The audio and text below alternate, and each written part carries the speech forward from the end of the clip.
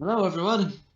Welcome to a slightly sneezy, slightly congested episode of the AMC D&D show. I'm your congested DM, Stefan Tomaszewski, and joining me we have the not congested people. Sorry, Lena, Hello. Sky, Bethany, Hello. and Tom. Hola, mi amigos. Are we all ready to play some D&D? Yeah. Yes.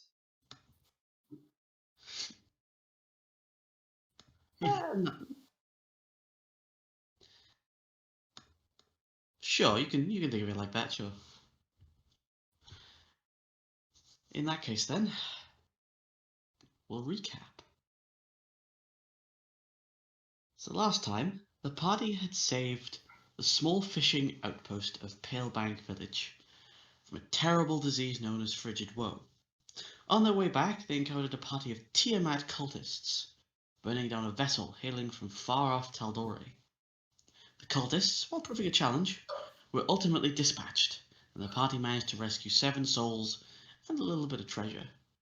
Returning to the village, they were greeted by Elro, the elven leader of the village. Need to spell that correctly. Who gave them their reward and a new mission.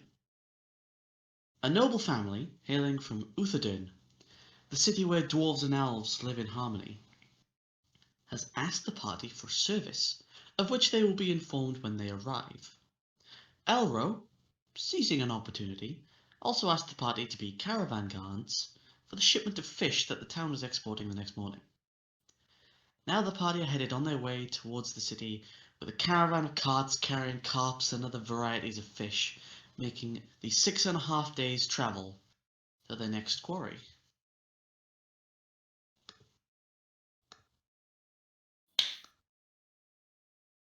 Yes.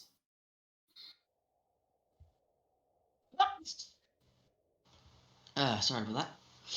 Right.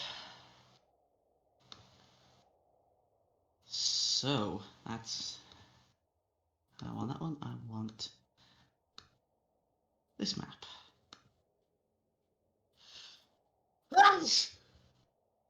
Oh, bless you. Thank you. I turn down my audio every time I sneeze so that it doesn't blow people's headphones out. Bless you. Plus a D4 to all your future Constitution saving throws. God, I need that right now. Yeah.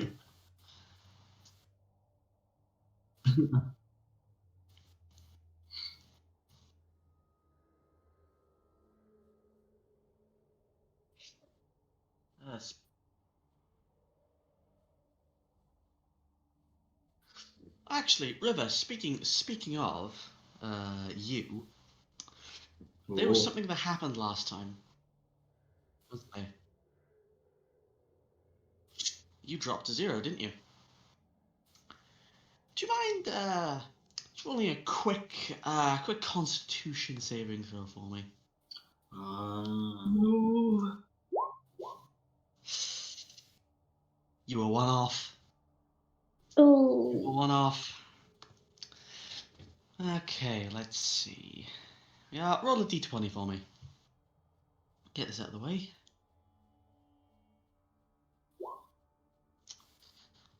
11, okay. Not the worst. Actually, kind of is. I'm going to read this out to you. And then I'll describe the scenery and where you're going. And you guys can roleplay this, because this is big. You have a horrible disfigurement. You have burn scars to the extent that can't easily be concealed. You have disadvantage on persuasion checks and advantage on intimidation checks.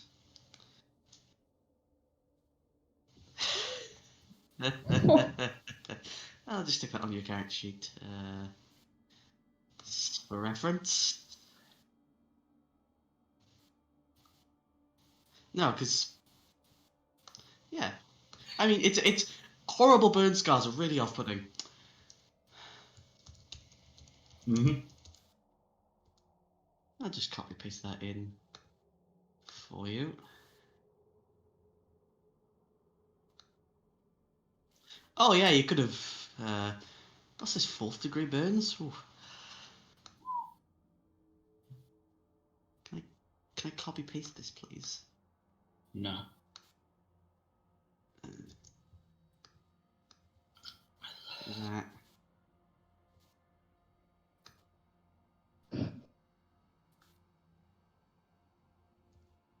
Okay. That's alright, don't worry about it. There you go.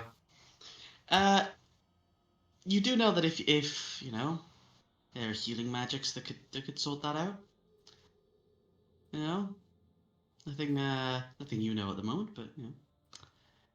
So you guys, I will. There you go. I'll mark your position on the map with Blake. That's too big. That is Massive. way too big. There we go. So you guys are about here.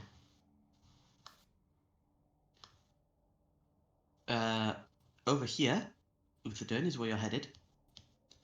And it's roughly about 160 miles. It's about 6.5 days to get there. And it's in the middle of the mountains. As you leave Palebank Village in the early morning, so the sky it's still overcast. You know, it's still cold out here. It's still quite wintry weather.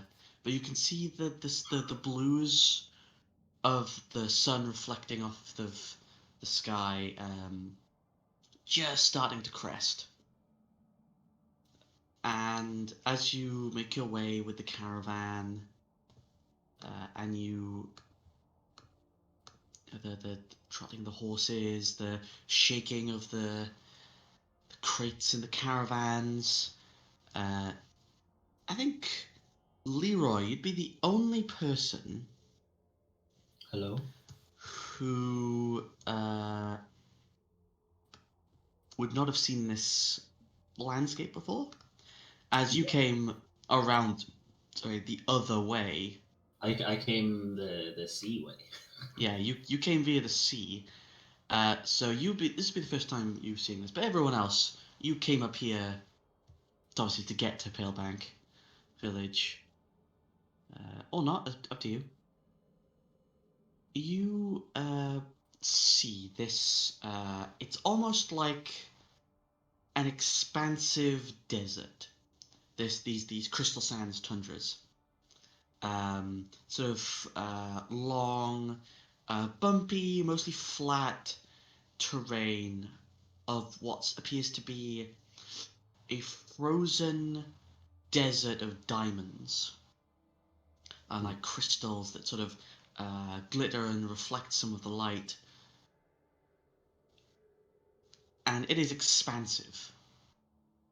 And while the surface beneath you is solid enough, there is a slight give. Almost like walking through snow or grass. And you all plod along. This feels very strange.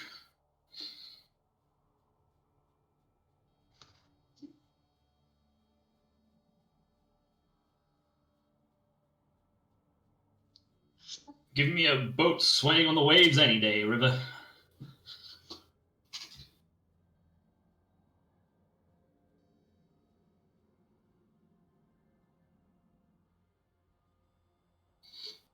I prefer boat as well. I'm not a big fan of land.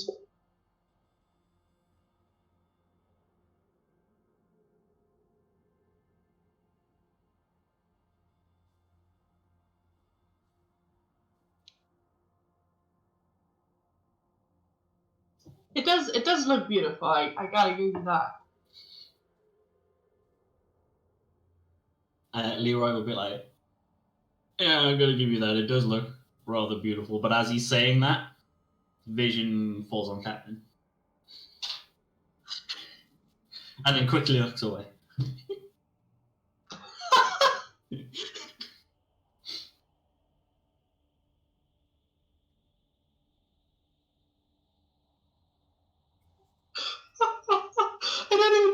captain would notice. Whether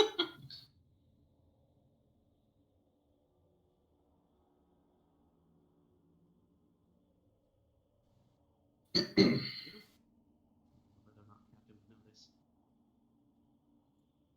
Oh, sorry, I had stuff turned down. Yeah, it's up to you whether or not you'd know this. So can I roll a perception check? You can roll an insight check. Oh, sure. Whoa.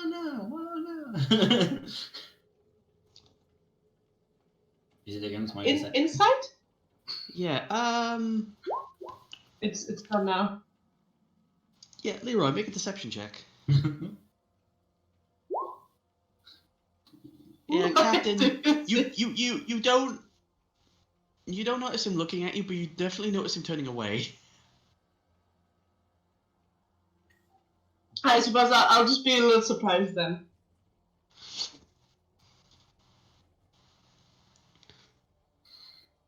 Onwards. What? Sorry. Go ahead. What does Celeste think of all this then, Bethany? What's She going through likes Celeste's the snow. head? Yeah. Pretty snow.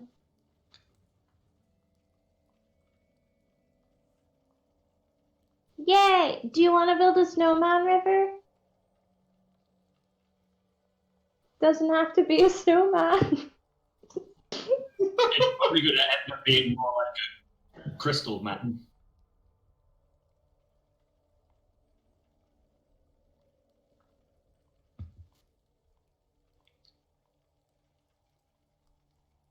Yeah, let's do that.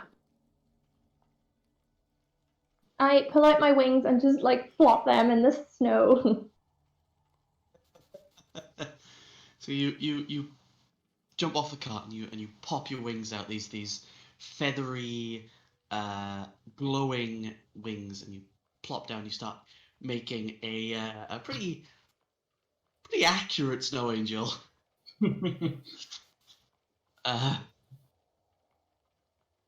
And you I'm assuming you were there for the whole duration of your wings, for the whole minute, just making snow angels. Yep. Can I make like a line of them as we're walking? Like I keep getting up and then falling back and then walking up and then falling back. Absolutely. You make about 10, I'd say. Nice. Look, it's like a little army. Hey. That's terrifying. No, it's art. It's beautiful. No, I meant the art. Never mind. Only if you're mean to them, it's terrifying.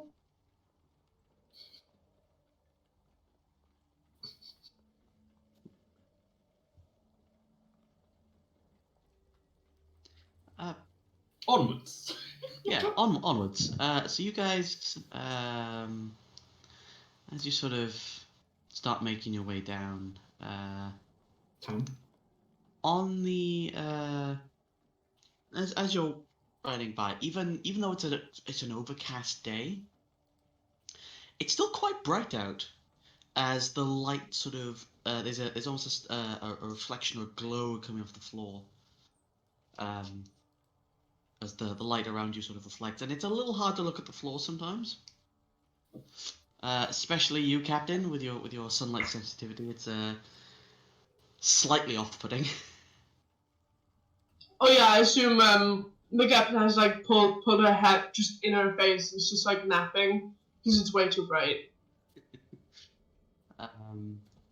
It also tends to highlight the horrible disfigurements of River that are now becoming slightly more visible. Dun, dun, dun. Do I get sunburn because this is like super bright and I'm like sunlight sensitive? You don't get. It's more on your eyes than it is on the skin. You don't get sunburn, mostly because because it's still cold. Everyone's like covered up. You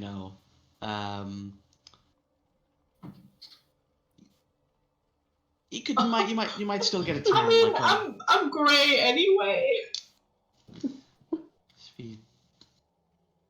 slightly more grey in some areas and slightly less grey in some areas. Is all. You wouldn't see it under the fur.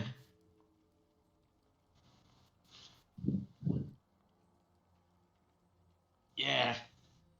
And it's yeah, I'm like, I know I keep going on about it, but it is visible. Like it's like, oh, do you want to describe what they are, or?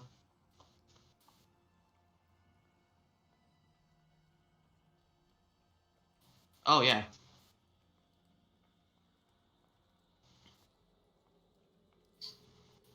yeah. Oh.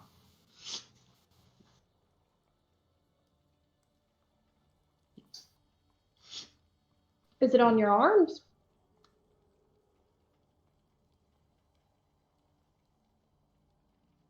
Okay, Badass. there's one on your face. Yeah.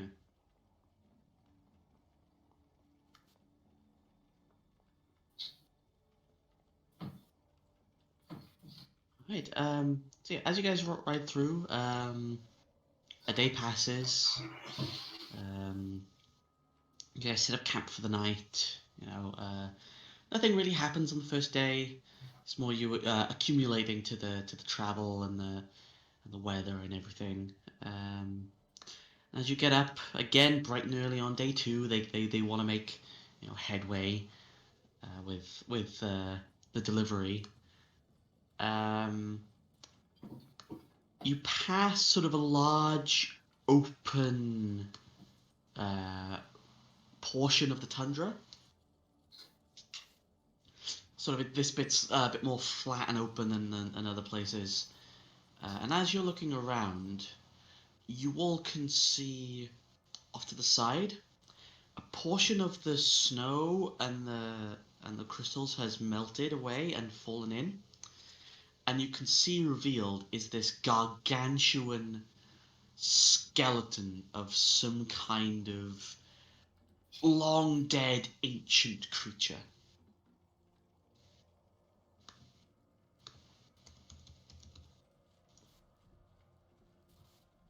Those who wish to can make a history check. Um, Sure. That was religion. Okay. I know everything. Leroy?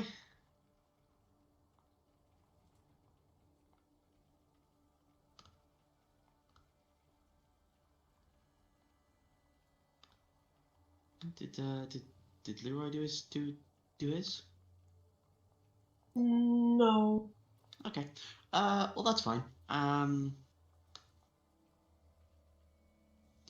That's okay. So, for River and Captain, history is not really your specialty. You're not really, especially what the fancy folk call paleontology. You're not really in on that side of history. Bethany, Celeste, sorry, you where you grew up in the temple, you had access to a lot of books. I did my Despite studying. you did your studying, despite it being a very small village, you you were brought books and things like that. This, judging by the long neck and sort of the long tail and the almost sort of long sort of pointed snout and face, you can tell this is a brontosaurus skeleton.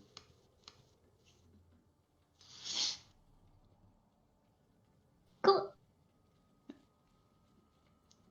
Interesting.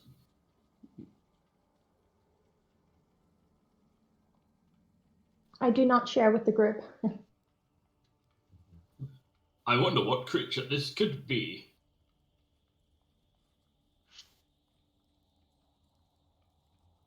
That's what I said.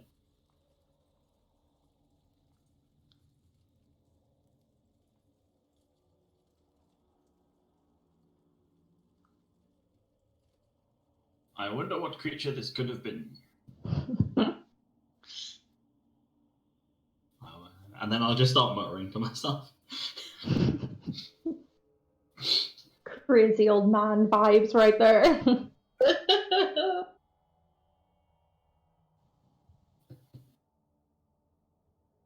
Yeah, you ride past that, and it is one of the more notable sights around here, considering there is bugger all anywhere else. Like you've got the mountains to one side, flat expanse everywhere else. So it's a nice little landmark. And as you ride through, sorry. Oh, you say that now. No. Stop your stupid ideas. Do not share with group. Do not share with group. I'm writing that one down. No. You'll be the death of us. No, that was Captain. That was Captain.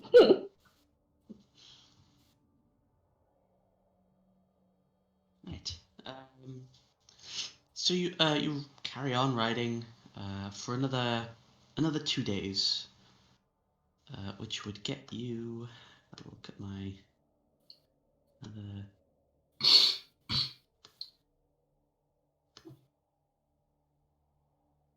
About there. Okay. So as you start to ride into this on the 4th day, the mountains, as you turn in, the mountains start to sort of encompass you a bit more. It becomes a bit more valley-like as you approach this sort of direction.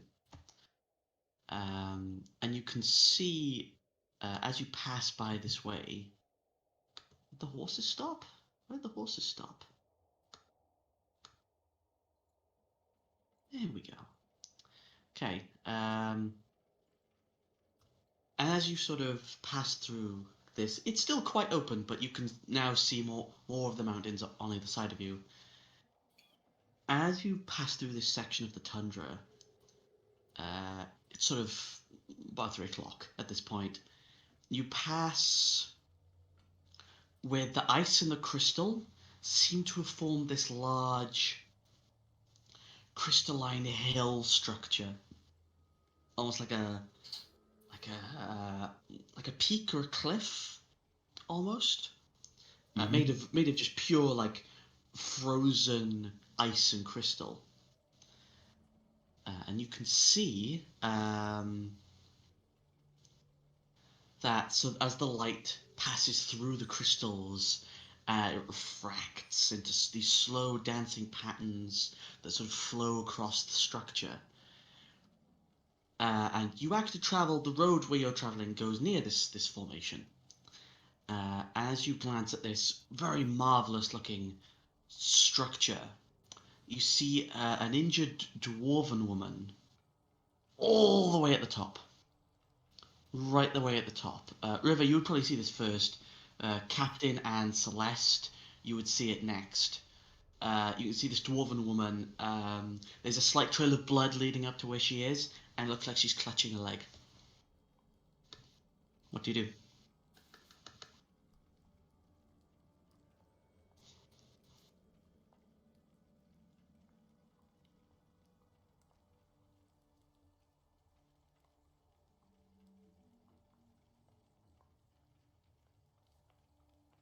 Yeah, I agree. How far up is she?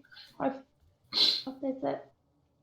From where you guys are currently,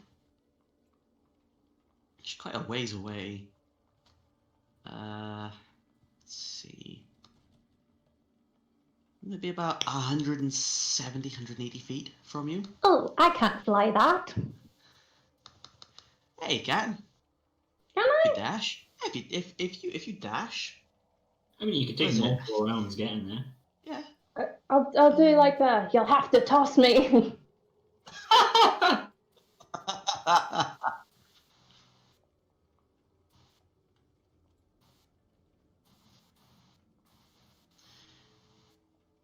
Yeet! Yeah, and Celeste, if you dash every turn, you can travel 60 feet every 6 seconds. I'll do that. I'll get my wings out and I'll fly up. Okay, so as you dart off, the caravan at the front just turns to go like this elven, sort of a very young elven woman just goes, oh, and tries to stop the carts, and they all sort of slow to a crawl to a stop.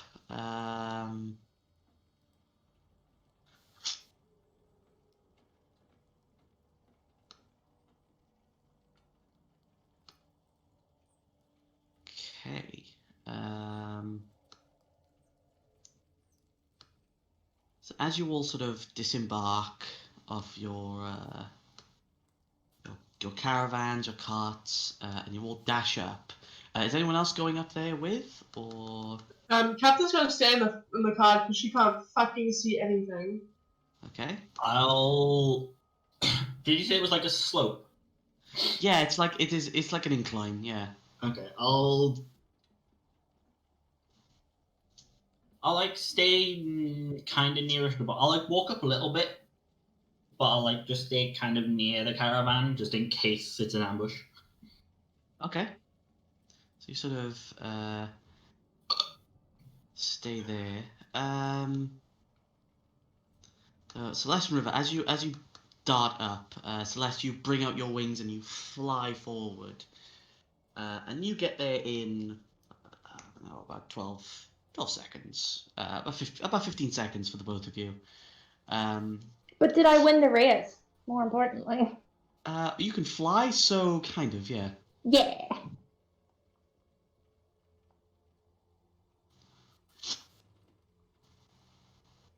Good race, River. It's a shame you lost, though.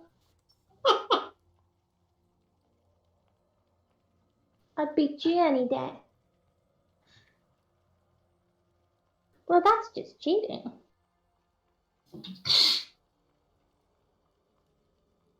Yeah, but you're fast. My wings are fast. That's not cheating.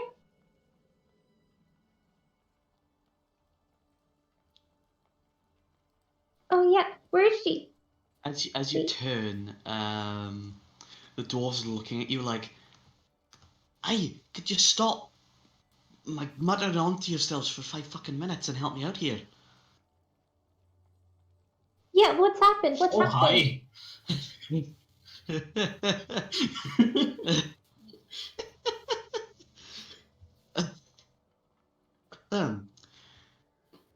Damn it, Tom.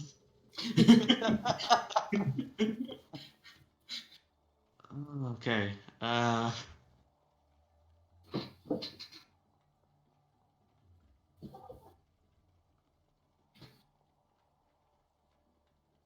I'm just trying to find something in a second, sorry.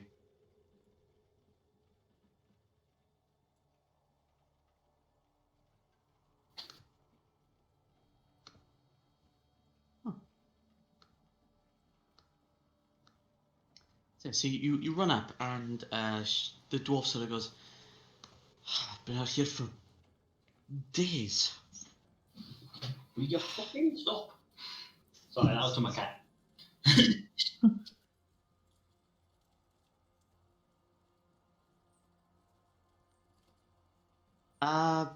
You sure can.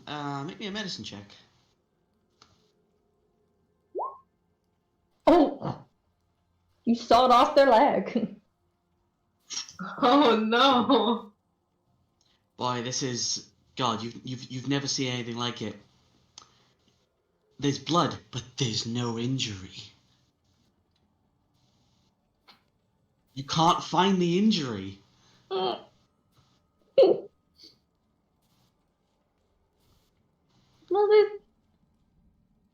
I'll have a look. I'll do the Okay. same. Oh, you're right! Whoa! Oh no! Oh, Oh no! That poor woman.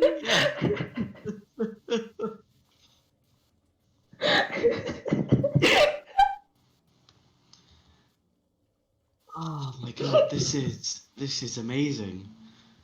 This is the best day. Oh boy. So yeah, Celeste, you just run up to this woman's leg. There's blood. There's no wound. No injury. You can't find where the injury is. Oh no, looks like it's time for me to be locked out of the office. Baby jail, baby jail.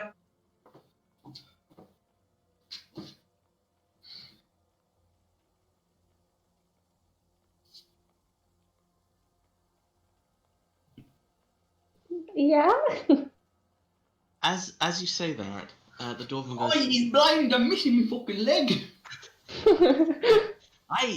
there's an injury.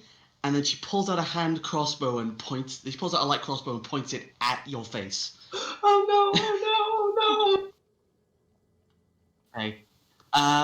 And the rest of you, a bunch of bandits jump out Oh from no! behind a bunch of of the crystalline formations. Oh It looked like I knew. Let me get the map up real quick. no! Oh my, did not expect that!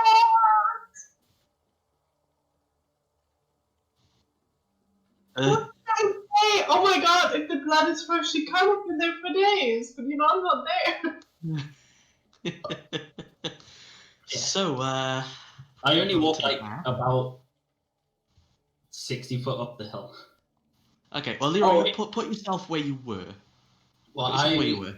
they would have ran out. I'm assuming I can't climb up like this monstrosity. No. Okay.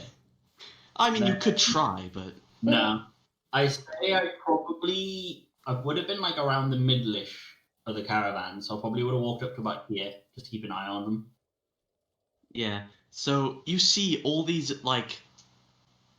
bandits of like elves and dwarves leap out. Most of them have like crossbows and are pointing them in. You see these two on the near the top of the hill are pointing them at River and Celeste. And they've moved up here. These two over here, you can see one of them has sort of on the right hand side, near the base. You can see one of them has a crossbow. The other one seems to have. You're well traveled, aren't you? Yeah, I hail from Nicodranus. Roll me I've been around. roll me a quick intelligence check. I just want to see if you know what this guy's holding. This is gonna be amazing. Oh no. Whoa. This is some kind of strange metal contraption you've never seen before. Oh, it's the guy. It's got a wooden handle and a place where you can place your finger to pull some kind of trigger and a barrel, but the barrel and this small chamber is made of metal. And they're pointing them both at you. And then there are these three up here near the sort of the left hand side, off to near the base. And they sort of move down, and they go. And there's the leader, who's another female dwarf, dressed in like these furs. Clearly the leader in this red coat with furs, with this scimitar at one side, and she's like, "Right then, that was better than I expected. That did. Right then, shall we see what we've got in, lads?" And these two down here are going to start inspecting the carts. Whoa! What do you mean they're just walking up? I'm gonna run down and smash their heads in. Are you gonna initiate? Are you sure you want to initiate combat? Yeah, do it. We have the directive of protect the cart. Do I hear this whole commotion? I assume so. Dude, yeah, and you see like there's If another you don't one. hear of these- anything at the moment, you'll hear Leroy going, "Ah!" I'm gonna get out of the cart and I'm gonna walk towards the commotion, but I'm gonna like heavily play that I can't fucking see, because I genuinely can't, and I'm just gonna be like, Excuse me, what is happening? And I'm just gonna move forward towards them. Okay, so you go to do that. Leroy, move yourself back there, because if you're going to initiate combat, we're gonna have to roll initiative. Oh God. He protect, he attack, but Let also me my turn order up. Delete that. Oh God. Okay.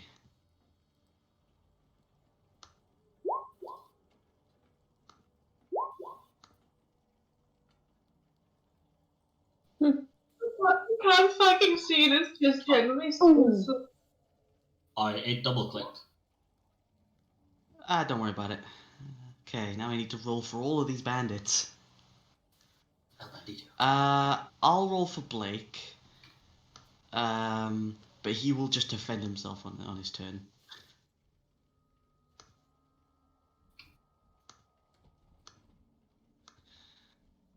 Oh God, so many bandits. I didn't think you'd be throwing into combat this early. Honestly. yeah, you really didn't expect that step at all, because that's not what we do ever. We always negotiate first, obviously. Oh, I thought you'd be a little bit more cautious. You've just been ambushed. You've just been surrounded. Let's I'm be 10 cautious. years old!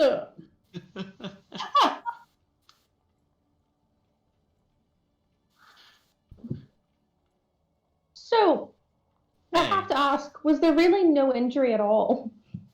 You can find out. Actually, injury after I'm done.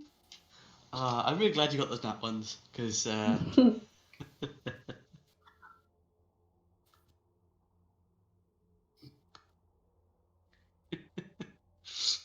so I guess River, you kind of hear it first, but you see Leroy pull out his anchor and go to run towards the carts. What do?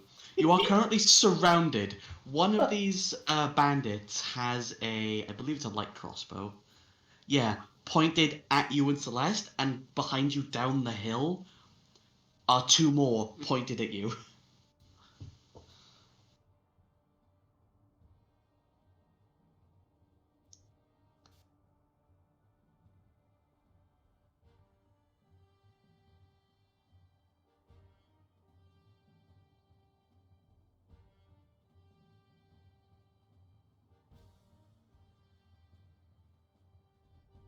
Okay. Okay. Let's see if I can find a good icon for this. Just so we all are aware. That one will do. Okay, so you cast Shield of Faith on yourself. It's your bonus action. What would you like to do as an action?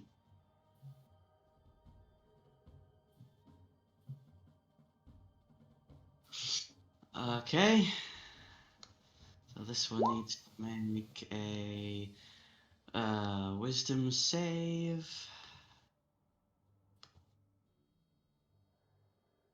19.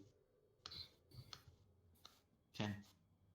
Yeah, so you ring this bell out, and this bandit just sort of looks at you, really confused, like, what are you doing? Like, what? Anything else you'd like to do? You have movement if you wish to take it.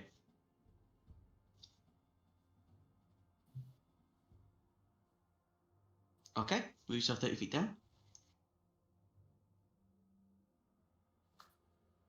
Okay.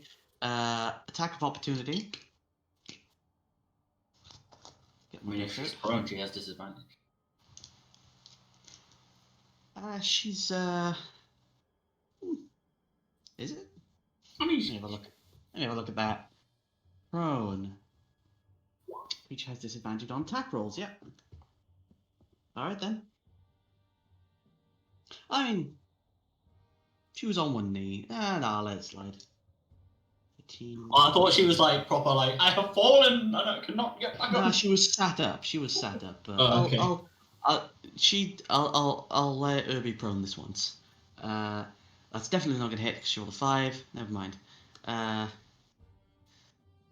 and that's your turn. Okay. Oh, this bandit is going to shoot you, River. It's the one right in front of you that you're headed towards is going to shoot you. What is it? Oh, what's their attack bonus? 15. Okay. So they fire the crossbow bolt at you, and it bounces off your shield, and then they're going to run up in front of you to try and stop you. On the bandit captain's turn, this dwarven woman, this very almost leaderish dwarven woman just goes, "Oh, for the love of God!" Runs up 10, 15, 20, and is going to try and take the butt of the scimitar and try and whack it against the back of Leroy's skull with her first attack. So Leroy, Mm-hmm. I'm assuming an 8 doesn't hit. Nope. Okay, so she misses with the first one. She's going to go again with a 17. Yeah, 17 hits. Okay, you take 6 points of, I guess it would be bludgeoning damage because she's trying to hit you on the back of the head. And then she's going to get a dagger out and try and yeah, she's mean. She's going to slash at the back of your knees. Ooh. Ooh. Ow. Yeah, 19 hits. I'm assuming. Mm-hmm. You take 5 points of piercing damage. Nice. As it doesn't quite get your tendons, but it's a slash near your legs nonetheless. That's neat. 3 She's attacks. trying to. Yep. She's going to try and stop you. Mm-hmm. She's used all her movement, so Leroy, it's your Yep. turn.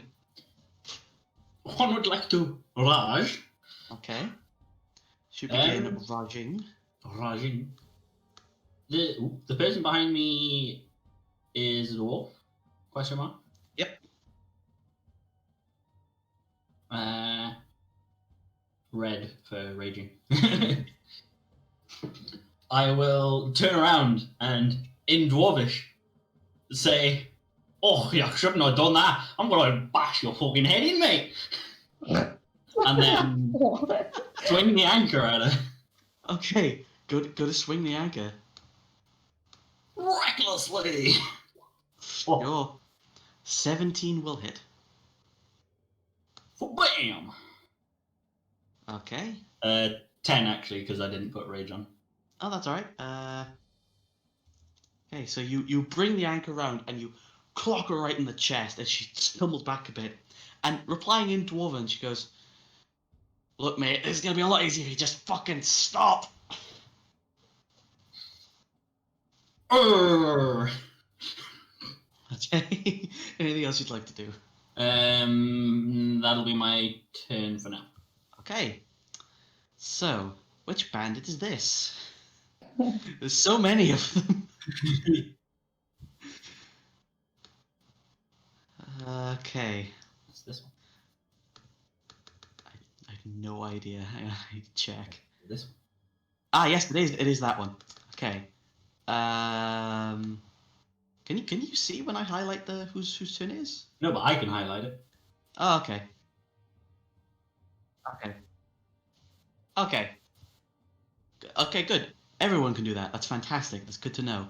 So this one is going to run over 5'10". Is going to try and grapple you, River. God. Their strength versus your strength. Their athletics versus your athletics or acrobatics. Hey, so they will make an athletics check then.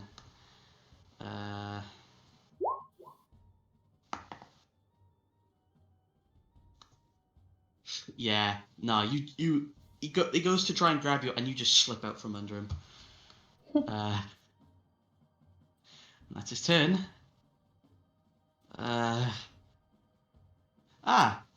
This one that shot at River is actually going to stand up. She's going to try and grapple Celeste. So Celeste, I need you to make either an athletics or acrobatics check. Okay. Oh, they're both terrible. Well, she rolled a 2.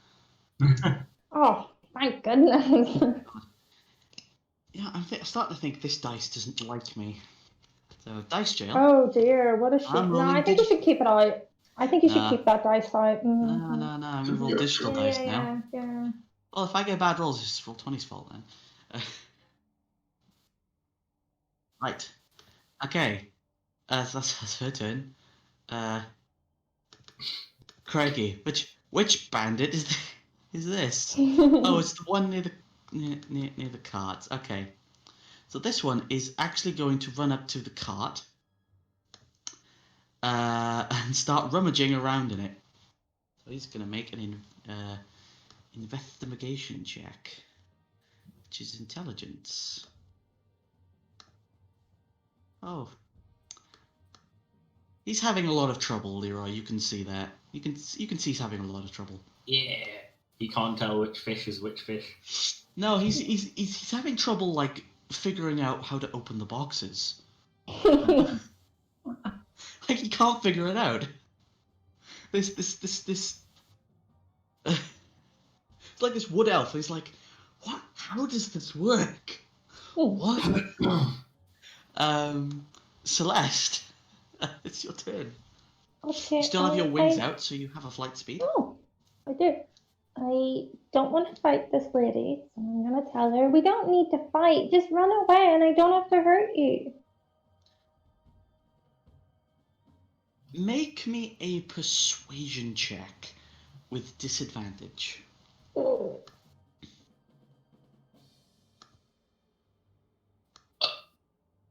Oh, pardon me. Ooh. Okay. You say this to her, and she does look a little hesitant. Towards you. She's probably not going to run, because there's only one way to run. There's this little girl going, run away, or I shall have to help. She rolled a 4 on her insight, so Ooh, lovely. Celeste, that was your action to convince. What else would you like to do? I don't know. I'm gonna pass, and I'm gonna leave it in her hands. Okay, Captain. Now I usually don't play this up, but considering it's quite bright out, we're going to use your sunlight sensitivity for this. Oh, absolutely. 110%. So, just so I can refresh myself on what the hell it is. I'll put it in the chat. I can. Okay. I've got disadvantage on attack rolls and wisdom/perception checks that rely on sight. Okay.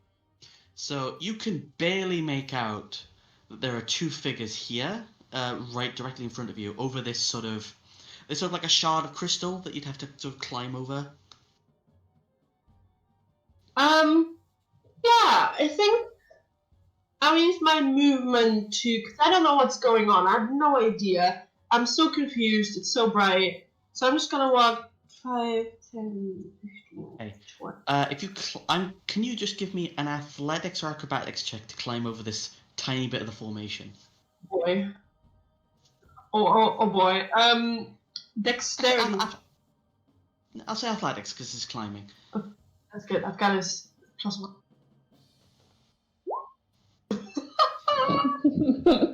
So you try and climb over it, and you do, but that's the rest of your movement. Okay. No, you are here. Okay. I'm gonna use my action to move and like mutter. What's going on? I can't. Leroy, what? Celeste, can I? And I'm just gonna like mutter and walk forward. So. Okay, so use your action Uh, to dash. All you can maybe hear is Leroy like, 15, ah! 25, 30. Because I assume I could use these two people with the others. Because I don't know there's a fucking ambush going on. Yeah. You can hear Leroy screaming and saying something in some kind of language. A little oblivious, so I'm just gonna be like, "Excuse me, Leroy, what's happening?" And I'm gonna like walk towards these people, but like I try to look extra like helpless. Like I don't mean any harm. Okay. Make a deception check. I think I'm proficient in those. I don't know. Perception. Yeah. Deception. Deception. Deception. Yes. Yes. Okay. So you look extra helpless. Walking around like using your staff as like a baton to try Yeah, and and carry around. sailor on land, so it looks like. I assume people know about the sunlight sensitivity of Jaws. These two here in front of you that are elves, they do. Okay. Others probably not so much. Is that your turn? Yeah, that's all I can do. Okay. So this bandit here is going to. How far away are you? Oh. Oh yeah, definitely. And I'm gonna But I've attempt. definitely shown no signs of aggression.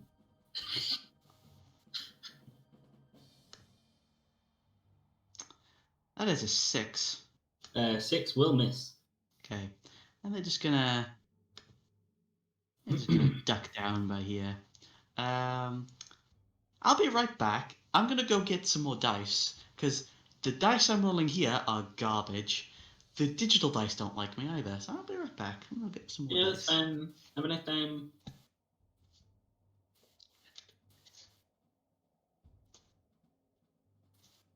Yes. Pray to the dice. Sky, you and I rolled natural ones. I don't think they like us. That Dyson. Wait, Bethany, don't you have like inspiration? You could have rerolled the 1 if you wanted. It's a bit late now, I hear that. I know, You yeah. said that like 10 minutes ago.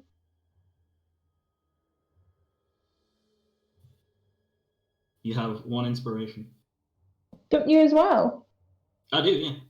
Hmm.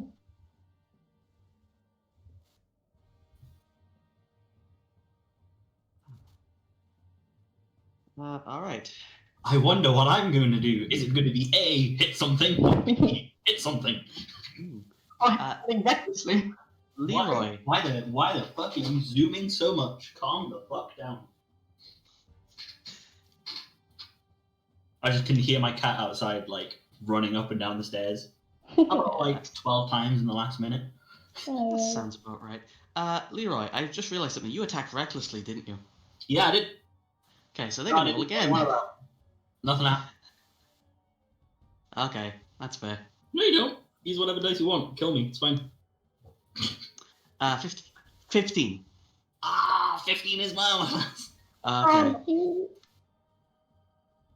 So you take 6 piercing damage. You're raging, so that's half to 3 Please. piercing damage.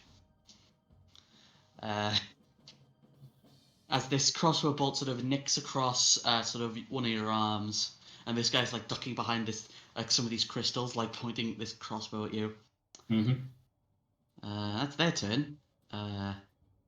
This bandit is going to search through the caravan. Actually, no, he's going to turn to you, Captain, and he's going to point the crossbow, and is going to say, this high elven lad just goes, drop, just stay where you are, stay where you are. And Captain. he's not going to shoot you. It's just telling you to stay where you are. I'm gonna be like, excuse, what's happening? Why did we stop? Just go back to the caravan. Just go back to your cart and stay there. It's not the caravan. I'm sorry, it's so bright. I can barely see anything. Yeah, he's just like he's trying to tell you to go. I'm like, sorry, it's really difficult for me, really. What is this? Okay, so this here bandit. Oh. 5, 10, 15, 20, 25, 30.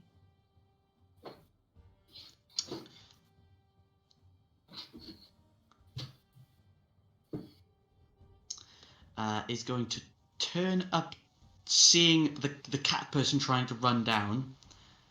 It's gonna shoot River. Okay. That's cocked. Yeah, no, that misses. Right past.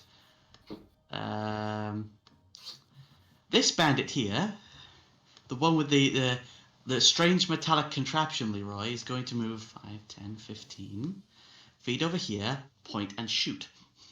Oh! How dare you. Oh no. And you just hear a...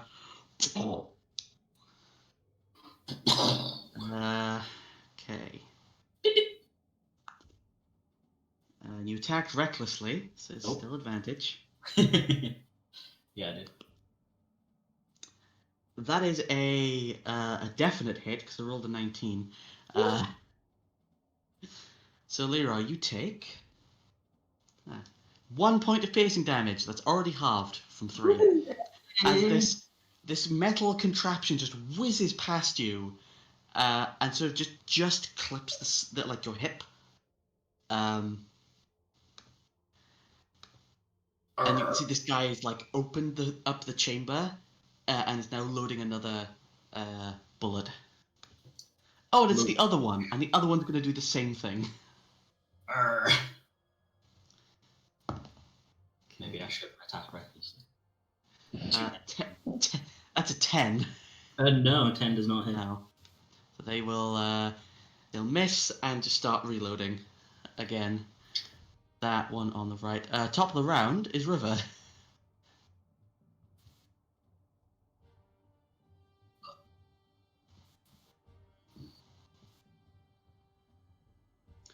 Roll an intimidation check.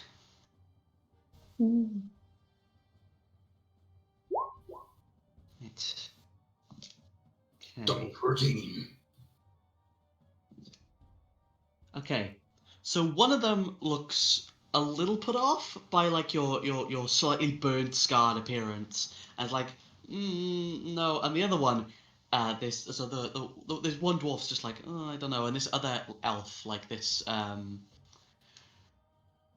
this other wood elf that's next to him, this one down the bottom, just looks at you stone cold, and just doesn't give a shit, because you rolled a natural 20 against your intimidation.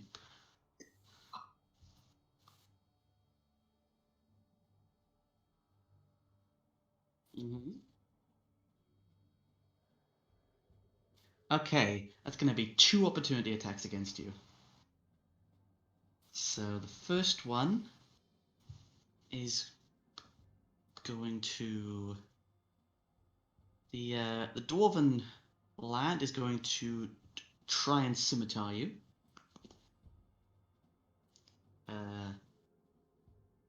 18? Okay, and the other one's going to try and grapple you, so make an acrobatics check.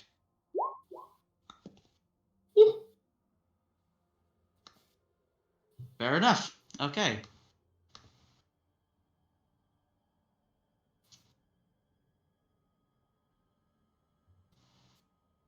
Intimidating was your action.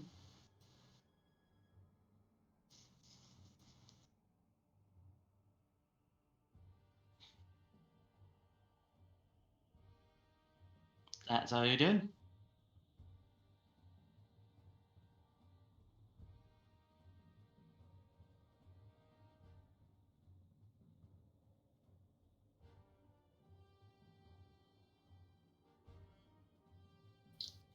Okay.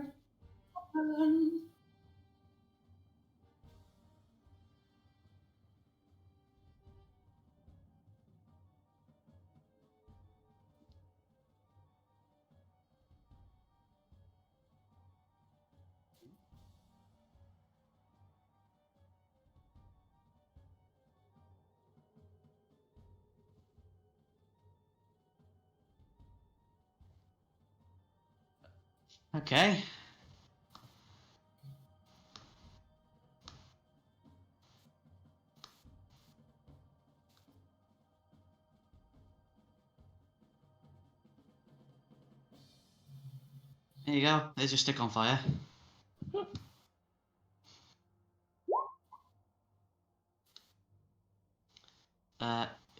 That will hit. How much damage? Okay. So the stick just sort of this one, and it sort of hits it in the stomach. I'm assuming that's all you're doing. Okay. This bandit here is going to turn around and just shoot you. River.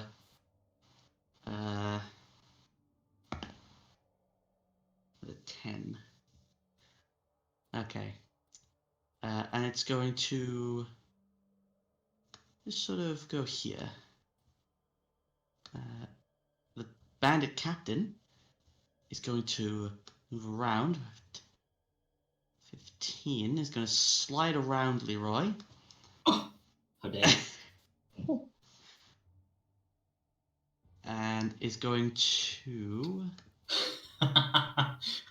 It's just gonna take. She's just gonna put the pommel of her scimitar and the dagger, and it's just gonna try and just hit you a bunch of times. Mm-hmm. I believe. Reckless is still going. Yeah, it's until my turn. Okay. So first attack is a 10. Misses.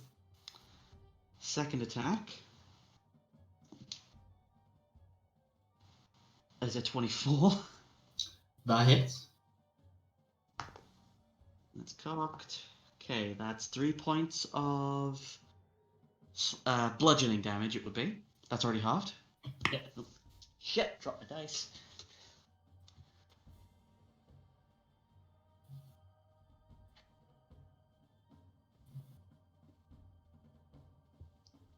Now the dagger. What was it? And now for the dagger, which is a 20. Yeah, hits. Okay. You take 6 is 3 points of more points of bludgeoning damage. Blah. And it's just gonna try and stop you. Okay. Like again in Dwarven, just fucking calm down, you fucking idiot. I am a rage. That's so crazy. Leroy, it's your turn. I will completely start ignoring the one that's in front of me Mm-hmm. and walk around to there. Okay. Bam! You will incur an attack of opportunity. That is fine. That's a 1. Nice. Okay, what happens? Roll severity.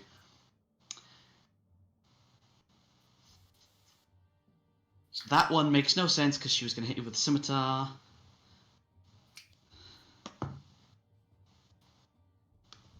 Okay. She overextended herself. And just sort of almost trips over. Nice. Okay. You Which still one, have your... which one has their crossbow out against Captain?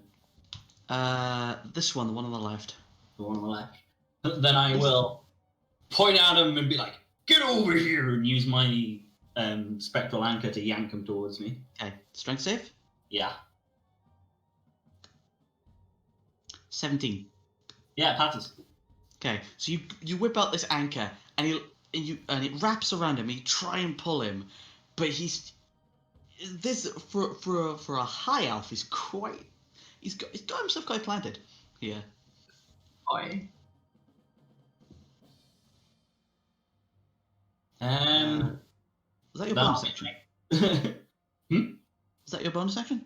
That is a bonus action, yeah. Okay. So I'll be like, oh, well, I guess I'll come to you, and I'll just walk up to him and smack him. Okay. Same one. Yeah, the one that's threatening Captain. Okay. Roll to hit. Normally. Okay.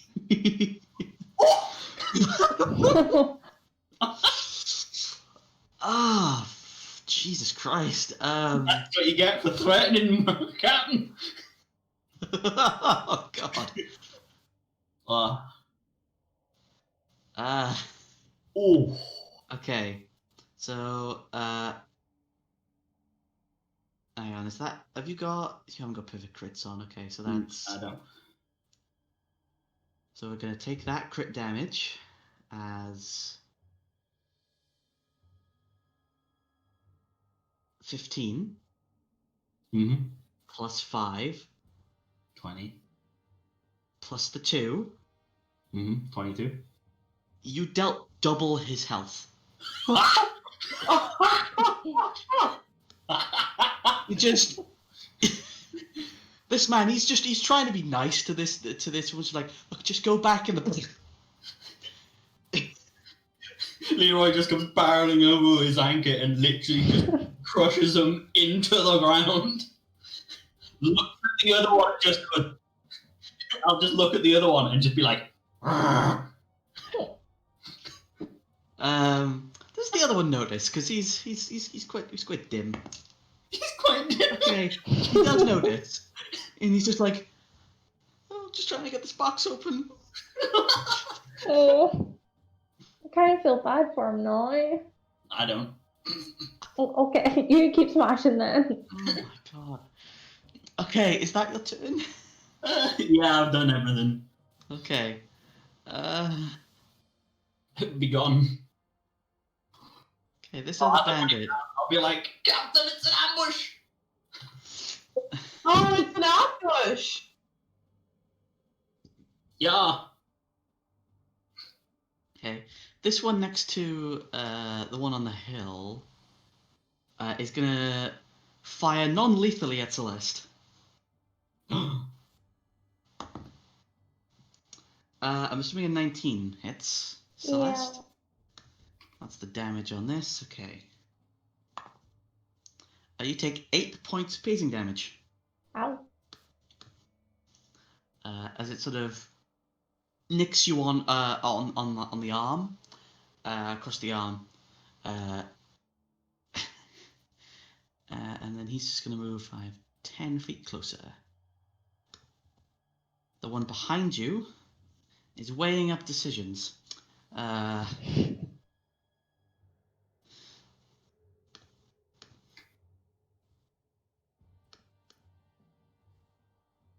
She wouldn't have heard the sickening crunch of one of them being completely obliterated. She's just gonna step back here and just leave you alone. She's gonna leave you alone. Oh, can she see that? Nope. Okay. She's not gonna do anything else.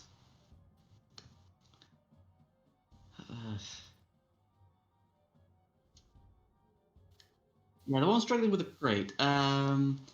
He's gonna make some decisions as well. It's just a big man that crushed one of his friends. He's gonna, standing in front of him, just like, "Argh." He's gonna quickly turn around and try and open a crate. So he's gonna make a strength check.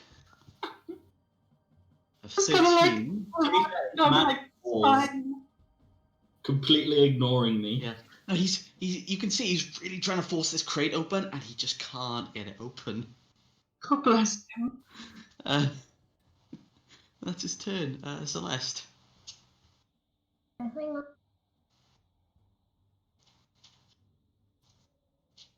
I'm gonna move a bit.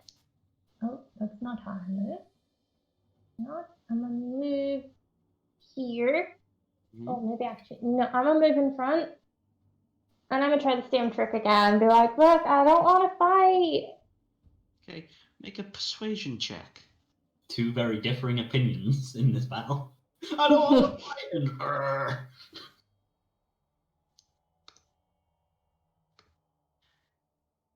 He looks at you. He's like, just stay here, please. The dwarf's just looking at you like, just stay here, please. He's not gonna. He doesn't look like he's gonna hurt you. But he Okay. really, really wants you to just stay here. Okay. Is there anything else you'd like to do on your turn? No, Right. I'm a stare. Okay. Captain, you definitely noticed the man being turned into paste right in front of you. In fact, some of it's on your clothes. Amazing. I'm gonna struggle forward towards Leroy. And I can probably a minute square. I'm just gonna try to step over and then realize there's another person. And I'm gonna cast Bloodletting on him. Okay. Roll to hit and cut and. Only to see because it's touch. You would have disadvantage on attack rolls because you have to see where he is. You still have to see where he is. So it would be a disadvantage. Okay. Because I suppose because it's a touch one, I would have to just like physically touch him so I knew where he is. Yeah, you sort of know vaguely where he is, but like he can still move around. Of course. I'm Just gonna zip him open. Yes, of course. Okay, so roll a disadvantage. Oh boy. Okay, roll me a d10. There's like a little stone in the way. I probably like stumbled over that. Probably. Let's see. Roll a d10. It's a good idea. Oh, okay.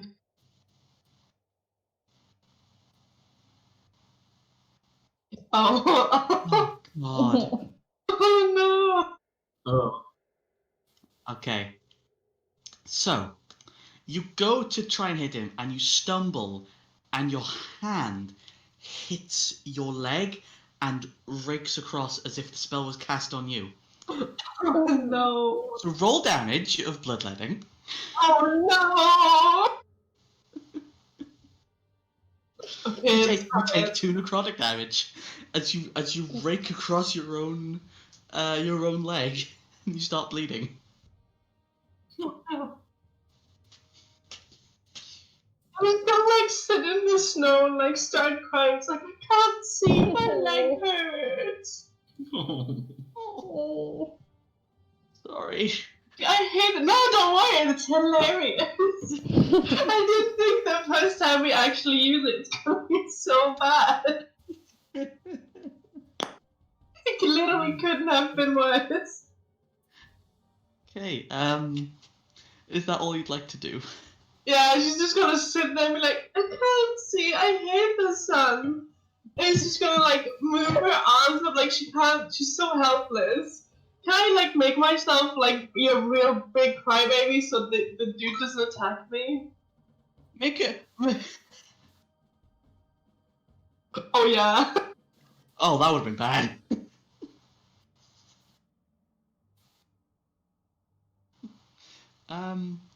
Just make a charisma check for me. Like a general charisma check. Okay. Oh, I nearly made that with disadvantage. No. Ah! Okay. Whoa. The guy's not gonna hurt you. He looks over at you and is like, "Oh God, I'm really sorry." Ideal. He's still trying to get the crate open. I must give this man for being completely unfazed by me. 5, 10. This bandit's gonna move 10, 15, 20 over here and is gonna shoot River.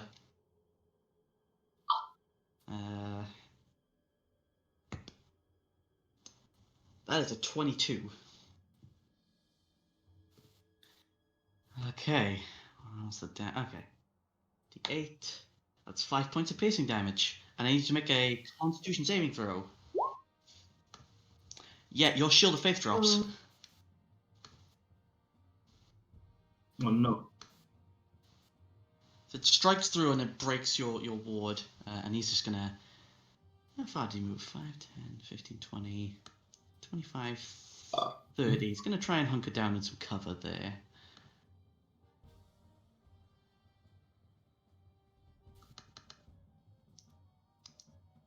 Oh, that one's dead. This one is gonna move back away from your spiritual weapon. 5, 10, 15, 20, 25. About here. Oh yeah, you're still within range. Shoot. With an 11. Okay. This bandit is gonna move 5, 10, 15, 20, and it's gonna shoot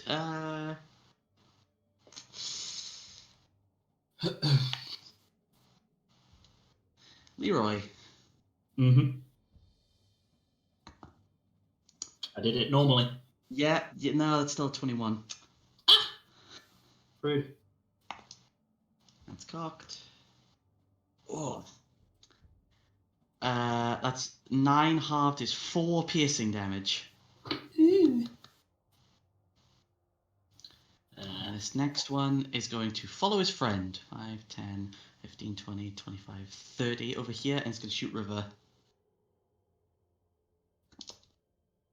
Wait, can they shoot over this thing? Yeah, you're right. He'll move here. Then he'll shoot, and then he'll move back. What's the 17? Okay. So the bullet whizzes past, and then he's gonna move. Then he's gonna move there. Top of the round, River. It is your turn. I think I know what you're gonna do.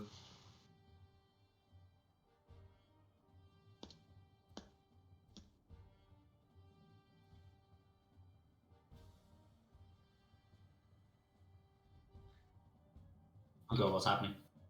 I know what's happening. Mm-hmm.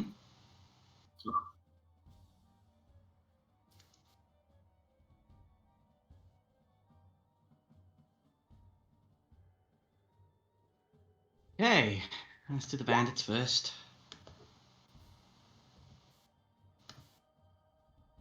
Really? That's a bandit's health. Poor amount of damage. I mean, for 2d10 plus 3, it's...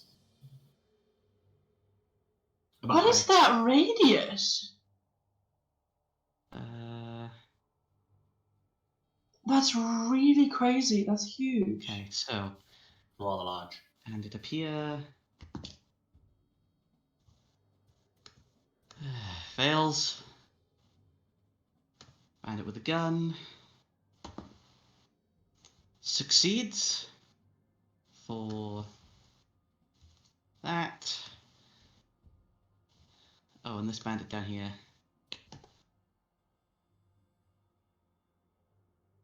Succeeds. And then the bandit captain.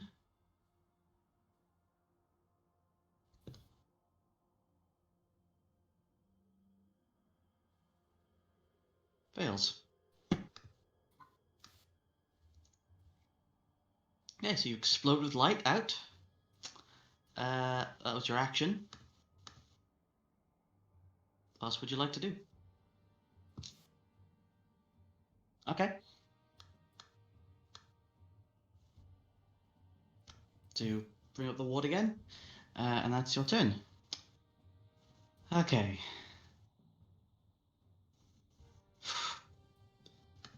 Now the bandits are really seeing you as a threat, River. Oh boy, you're still within range. This one's gonna fire at you.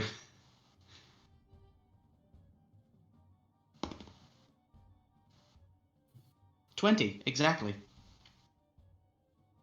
Okay. So that is 2 piercing damage, but I need to make a concentration check. Never mind. And he's gonna stay where the fuck he is. They're scared of you because they don't want you killing them. Okay. Bandit Captain. It's gonna look at you. It's gonna go, look, just fucking stop. Alright? And is going to try and knock you out. I mean, as soon as they say the magic words, I'll stop hitting them. What is the magic word? We surrender. Oh, okay. Let's see. So the first one is 20 exactly. Or 5 slashing damage. Concentration check. Okay. Second one is a miss. And the dagger is a miss. Okay.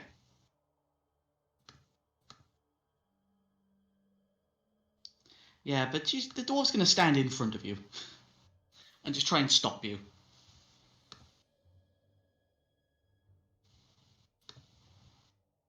I guess Leroy. There's this poor man trying to open a crate in front of you, and he looks like he's really trying. He just can't get it open. Okay.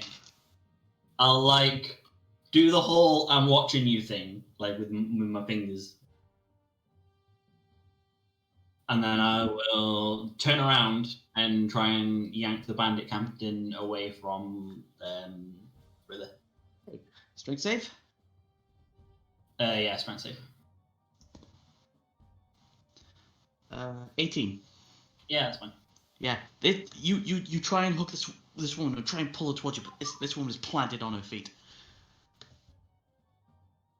That was your bonus action. Yeah. It feels like it should be contested strength rather than just a save. Oh well. That's fine. I will continue just running because I have all my movement. And I'll just be like, in Dwarven, what's the magic words?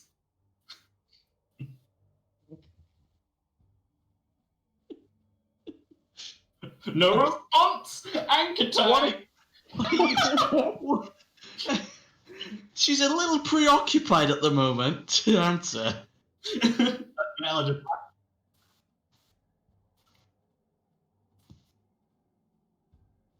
I will then whack her with my anchor. Alright, go for it. I'll do it recklessly. Alright. Ah. Work. Why are you not working? There we go. Yeah, that'll hit. That'll absolutely hit. So I'll be maximum damage of 70. Okay. Okay, hang on, I gotta do some maths, so that's... Oh. Okay. You crack this woman on the back, and she just, like, her back arches, like, oh! Oh, God. She's not having a good time. And that's your turn, Leroy, I assume? Yeah. Okay. Yeah, no worries. Standing next to Celeste. He's gonna turn with back to and just say to Celeste, look, just stay here, please. And is going to fire a non-lethal shot at River, aiming for the legs. Nope. Just miss. And he turns to Celeste and he goes, warning shot. There was a warning shot. The warning shot. What a sweet boy. This one is... Can she see what's going on down there? Oh, no, she can. She's going to... Oh. She saw the light explosion, so she's going to aim for that. At disadvantage. Yeah, nah. Complete miss from that one too, on the top of the hill. And that one's going to try and pry open a crate again, the one next to Captain. Just try and pry open that crate again. You like crates? He's having no luck with this. He really isn't. He can't open this crate. Celeste, what are you doing?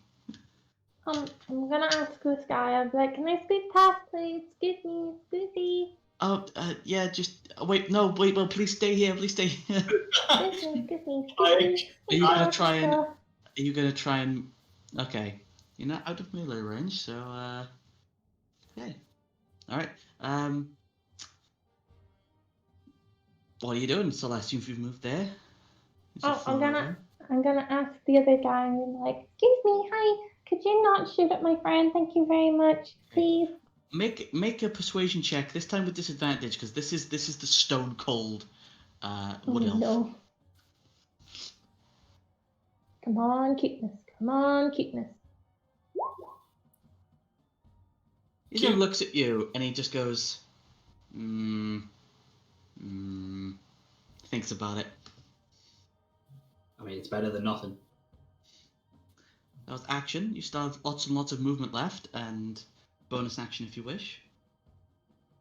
I'll start making my way down. Okay. There. Sam?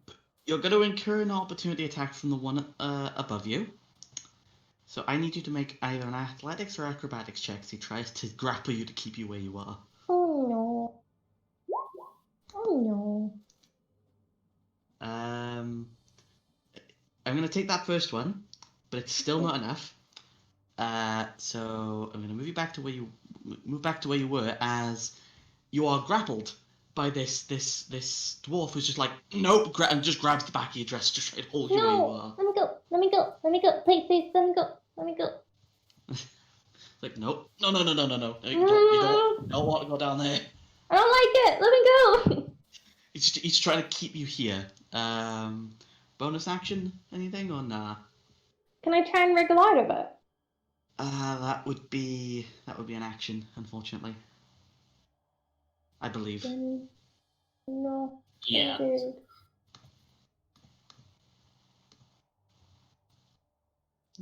If that's all you're doing, Captain. Um, you're still sat in the remains of a man. Oh gosh. The captain's having a real bad time. She's just gonna yell out really loud. Do I have anything to yell at? I don't think so. She's just gonna yell, "Can we just stop? Can we just come to an agreement? I don't think we should. More people need to die. Can we please? I'm gonna surrender. Please just let us come to an agreement." And I'm gonna lift both hands up in the air. Okay. So as you surrender, the bandit next to you just goes, "Oh my god, can I get a hand with this, please?" I'm just gonna look at him and like, no, we both surrender. I don't, I'm not from here, but like we both agree, parley. Okay, sure. You give up too. We have to both give up to, come to an agreement. So get your hands in the air. He just drops the box. So we're just gonna both stand there with our arms lifted in the air. Captain, make a persuasion check. Okay. And that's going to be to the people near here, which includes the leader, which is good. Persuasion. Persuasion. Okay. Oh, okay. Jesus Christ. Okay, so you shout that out, and the guy with the gun next to Leroy still got a gun pointed at him, about to shoot, and the captain, the bandit captain, just turns and goes, all right, let's just calm it the fuck down, all right? Let's parlay, like the woman said.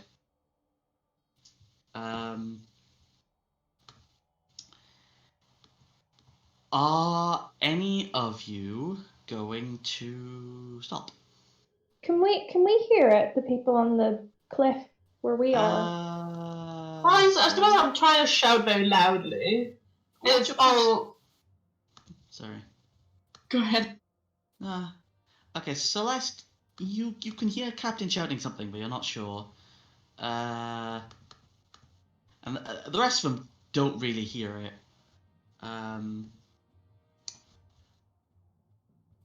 Yeah, River, Leroy, do you guys stop?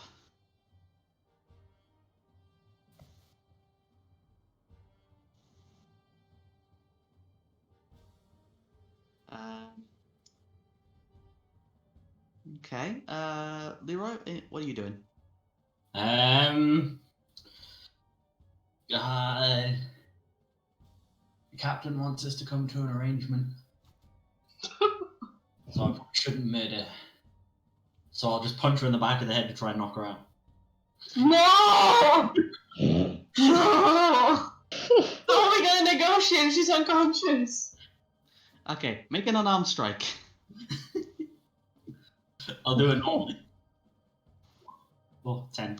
Yeah, no, that misses. You go to punch, and she ducks, and she's like, oh, for the love of God, and initiative resumes. No! I had 24.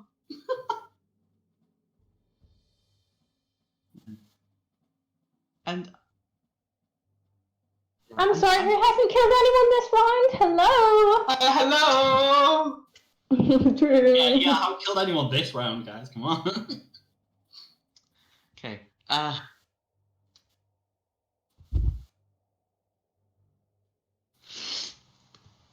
well, the bandit captain was willing to come to an arrangement, and then somebody tried to punch her in the back of the head. And the Big dwarves. boy. So Can I play it off as like a stop punch? Like a playful little make a deception check with disadvantage. Oh no! Come on, double Come man. on. Oh, Okay. no. What is the bandit captain's insight? Okay.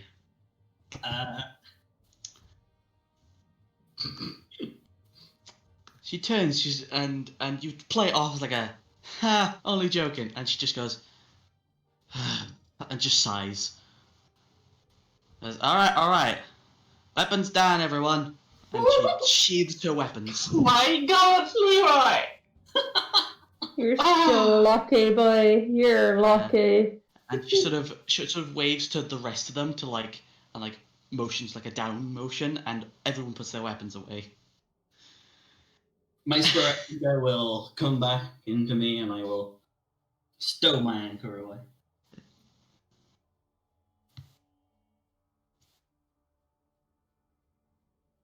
I'll kind of look at the bloody mess on the floor that Captain's standing on and be like, sorry.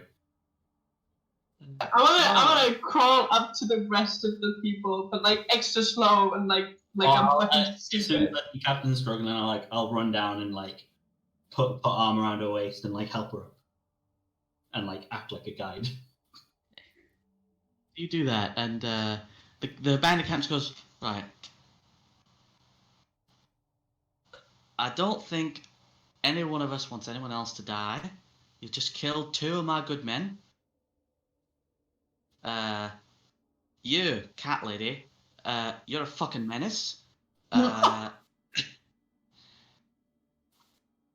weren't gonna kill any of you, we're just gonna take your shit. Whatever it is.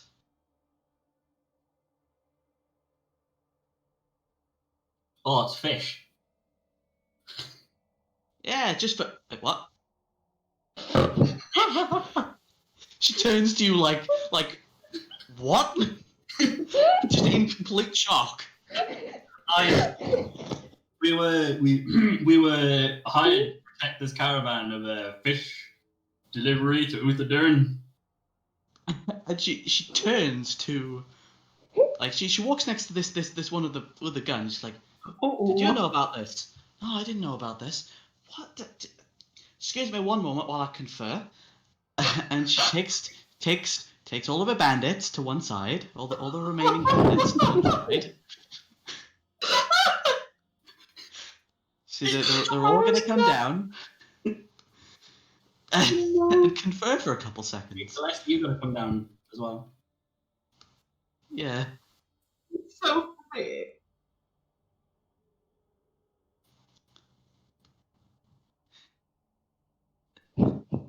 So they're all gonna confer.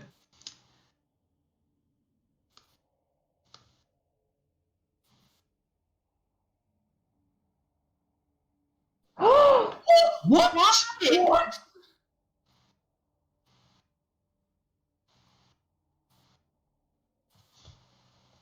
I hope you understand that that also has consequences for you, right? Okay. So River moves up there. Right. Okay. Now the spell has verbal and somatic components, so it's very obvious.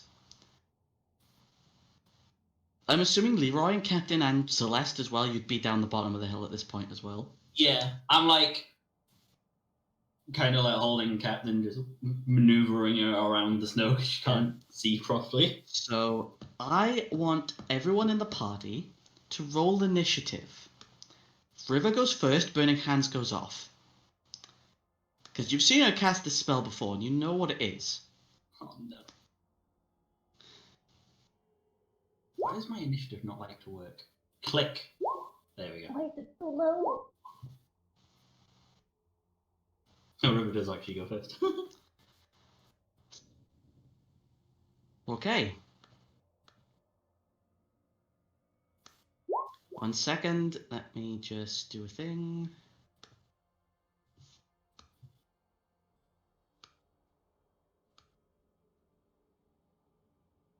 Oh, it's not even that much damage. But still, we surrendered. Yeah, that's gonna be all of them. Okay. We parlayed. Okay. So this one in front. Dex save. Oh shit. It's a 14, he passes. Playful little punch. Eh. Play it off. One here. Burn all of them alive. Fails. Bandit Captain. Definitely succeeds.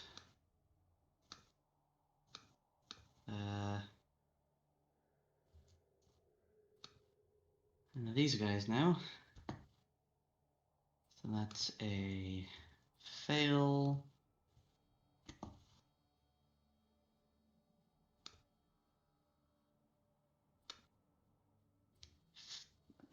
Fail.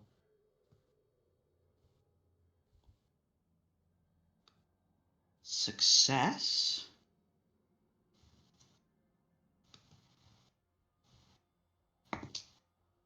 Cocked. Fail. This one. Success. So no one died from that.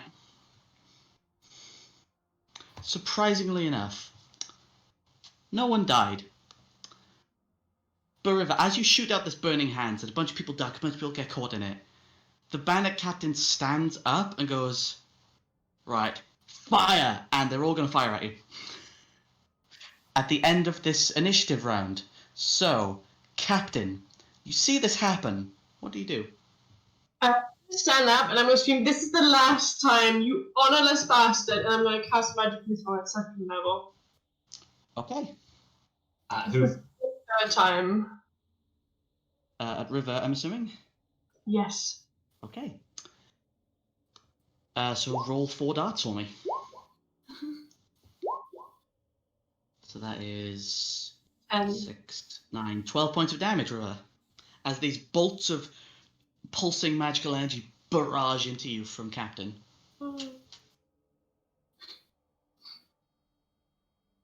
Yep. Anything else you'd like to do, Captain?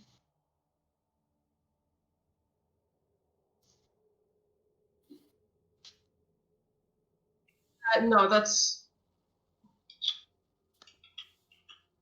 all. Okay. Leroy.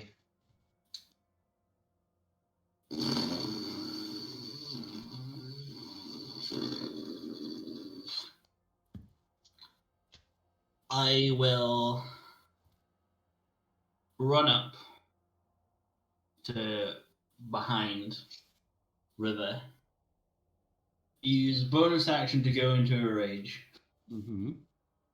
And I'll be like, we were in parley! There's rules, you know!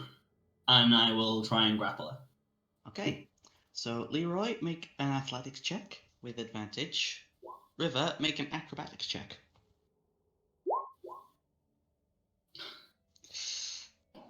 Unfortunately, the nat 20 gets it. Even though it's a tie, it's a nat 20. So, you don't grapple. River, you just about slip out of Leroy's grasp as he shouts at you.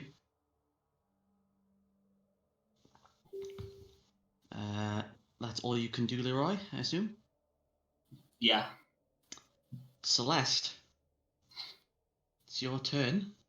And then the bandits go. Don't like this. I'm gonna go over to River and I'm gonna be really teary-eyed and be like, River, why?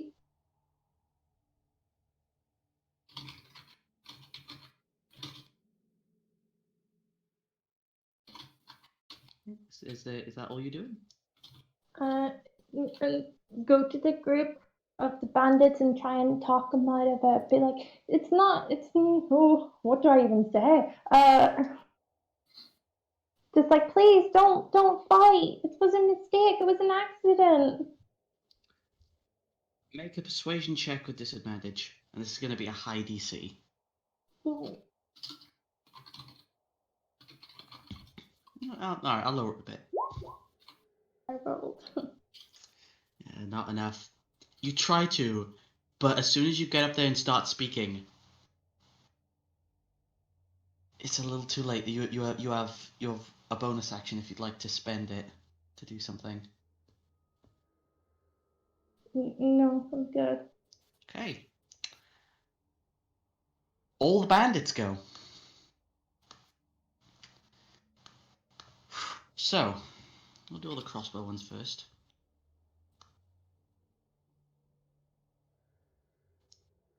Your AC right now is 20, yeah? Okay.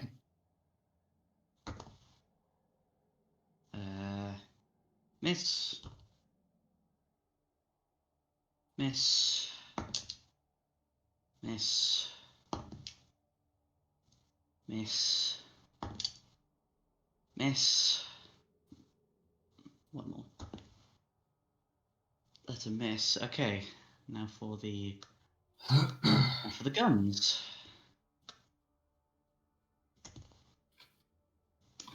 Miss. Near miss. Okay. And now the bandit captain is going to throw 2 daggers. One will hit. And the other is a natural 20.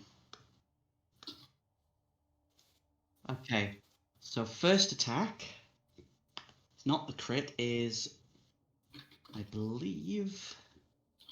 Yeah, that's 4 points of piercing damage. Okay.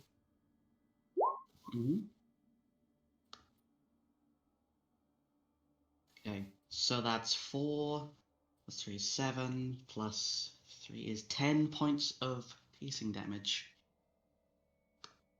Okay, make a Constitution saving throw for me. You just passed, but you are unconscious. Okay. So as these barrage of attacks fly past you, Celeste, a lot of them miss. All of them miss, apart from the bandit captain, who lands 2 daggers directly in River's legs as she just collapses to the floor.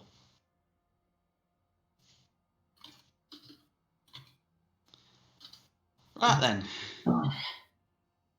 The bandit captain turns and goes, right then, without any other interruptions.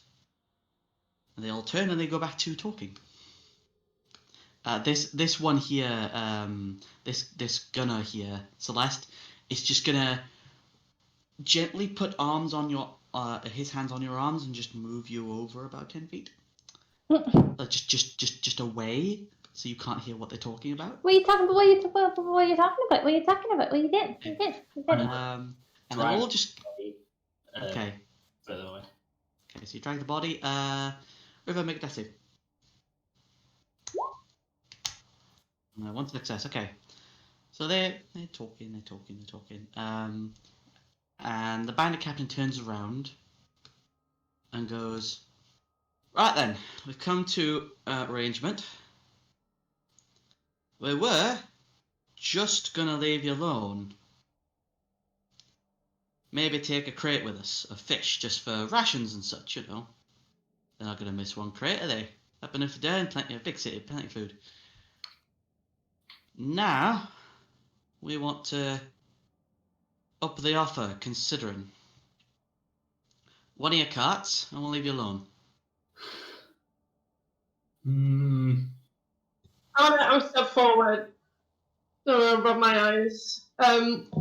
It's We are. Sorry. It's like step a little forward. Over River and just say, we're really sorry that this happened. This is not the first time, but it will certainly be the last time. And I'm going to cast another magic missile to make sure River's dead. Right. Okay.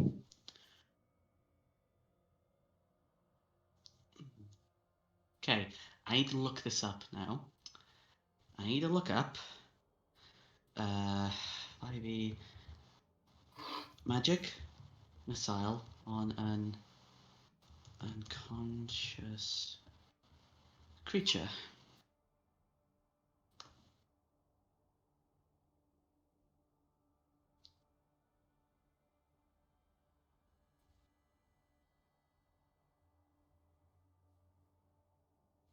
Ah, okay. That'd be nice. Say, River, that's a failed death save. That is 4 separate missiles, though. So you do that, and the bandit leader goes, I'm up for negotiation. You, Miss Dark Elf Lady, I didn't quite get your name. You see, Captain. Right, Captain, you seem like a nice lady. Mr. Mustache Man, you seem like you were only doing your job, which is fair enough. I can understand. And you're a good fighter, me being a dwarf, I respect that. So, you know, all's fair there. And you, little angel girl, I don't know what the fuck you are, but you're a kid, so I'll let you off. Thank you. And your wings are still out at this point.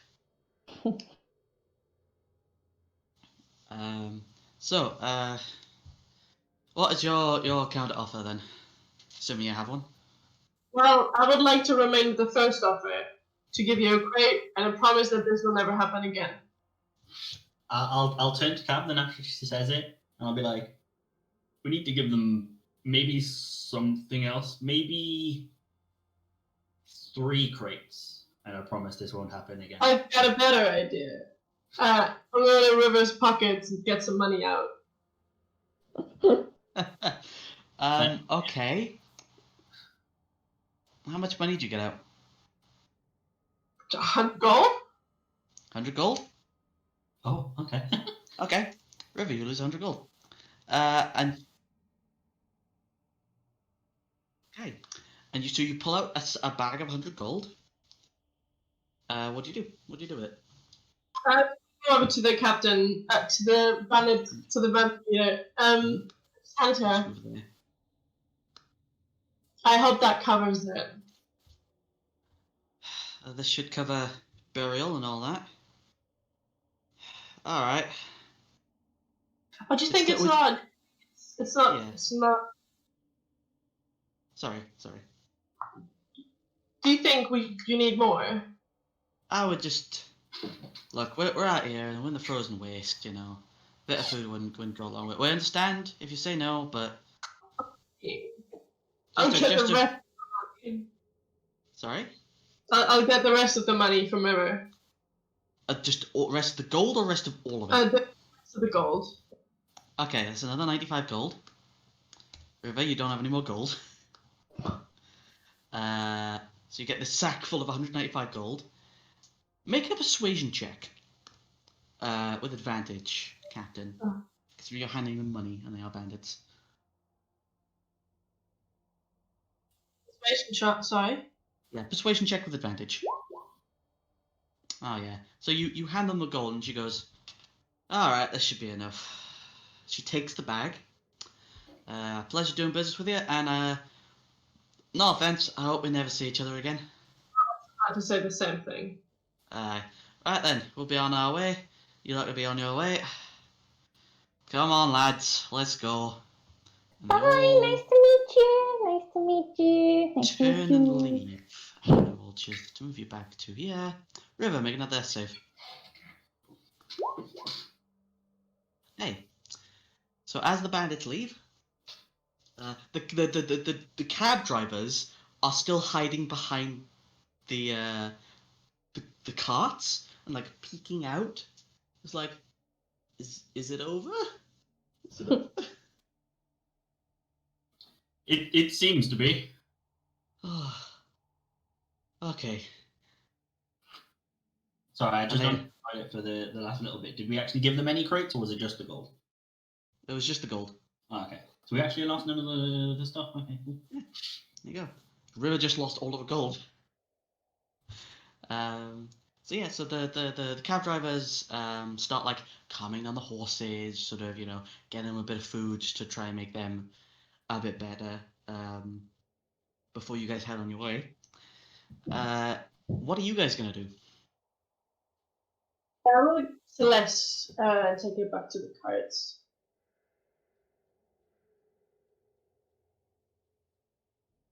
You guys take Celeste back to the carts, yeah? Yeah. Okay. You all turn and go back to the carts. River, make a death save. Okay. Alright. So you guys start to saddle up, I guess. Hop in the carts. Who's riding Blake? Who's riding Blake with horse? I don't have proficiency in land vehicles. Can't we just tie it to? You could. Someone's gonna need to make an animal handling check to tie it off, though. Just to make sure it's, you know, it's comfortable for the horse and things like that. So I'll turn to Captain and I'll be like, I know they broke code, but surely we could just severely reprimand them, or Leroy, this is the third time this has happened, and we warned her plenty of times. And I mean, you come from a sailor background. I come from the revelry. I'm pretty sure you know what happens to traitors. yeah. It's forgivable the first and the second time, but not a third time. You can take her with you if you want, but I'm not going to.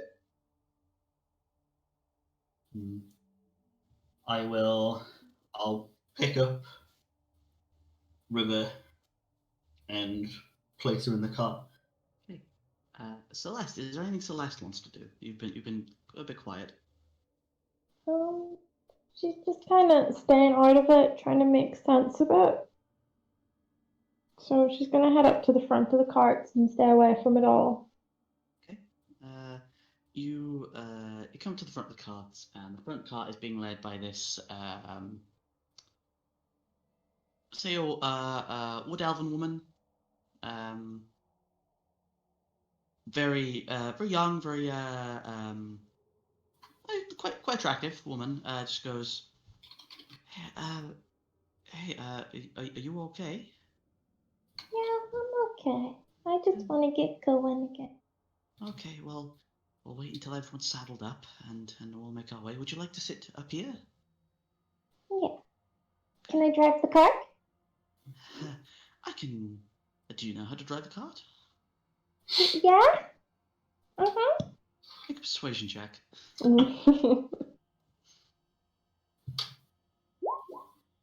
10. The one elf woman just goes, "Tell you what, I'll just give you some pointers. You know, just a refresher. You know, it does everyone some good." Oh, okay. I can Okay. do that. So she begins sort of going over how to properly handle reins and you know how to treat the horses. You know, don't whip them, don't kick them, to make them go. That's what the reins are for. You know, is to make them go. And yeah, River. One last death save.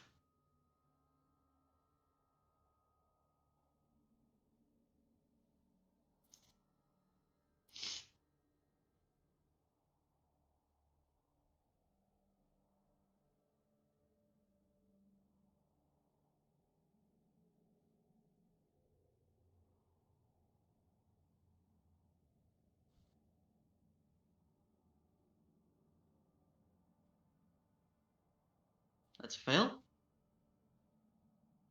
Hey. Hey.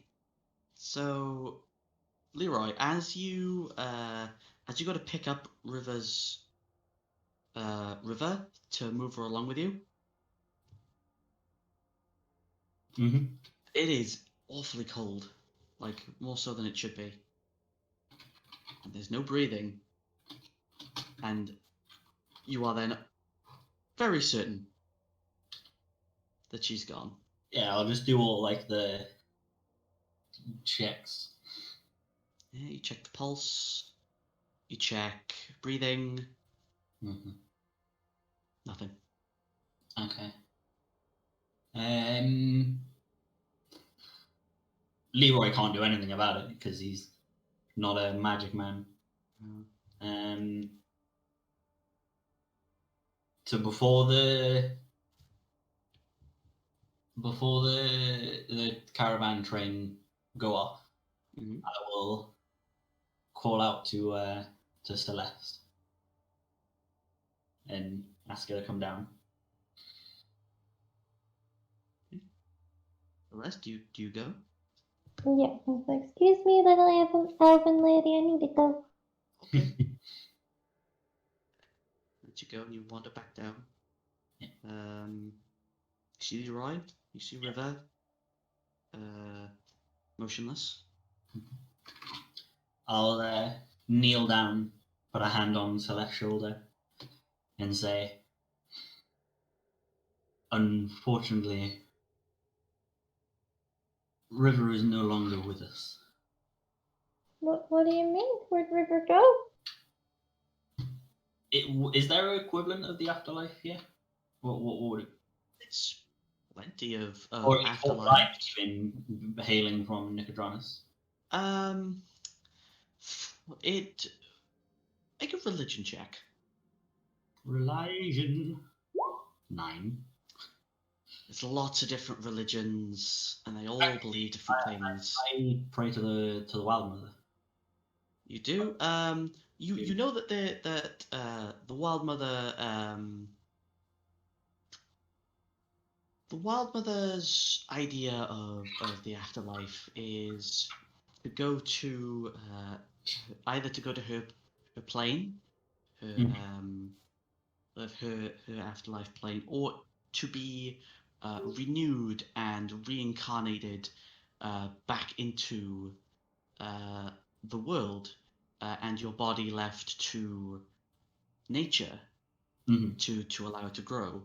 That's what the Wild Mother followers believe in. Mm-hmm.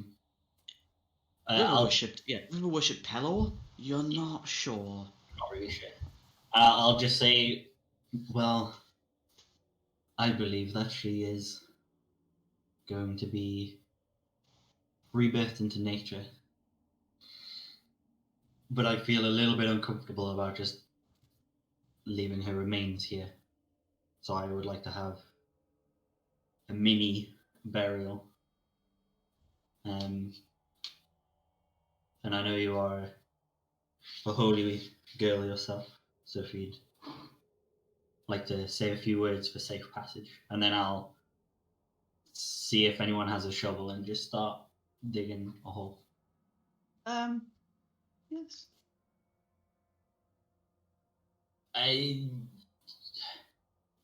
Personally, what people die with, they should stay with. If anyone else wants to take stuff, I won't stop them, but I'm not going to take anything. I want the recipe for pastries. So you rummage through and you find the recipe for pastries.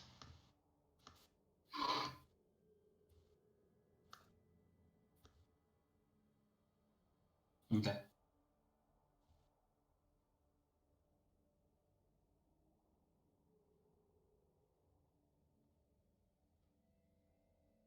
Okay.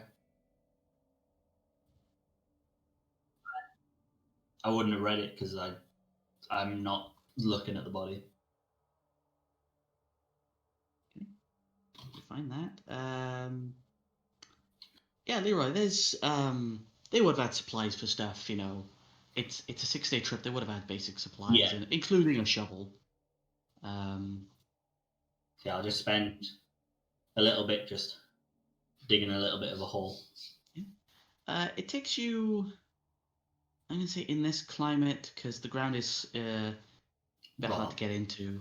Yeah, it's. Yeah, I'm gonna say it takes you about half an hour. Yeah. Eventually you dig a hole, put river in, Mm-hmm. place the remaining of the crystal sand and the snow above on top, pack it in. Mm-hmm.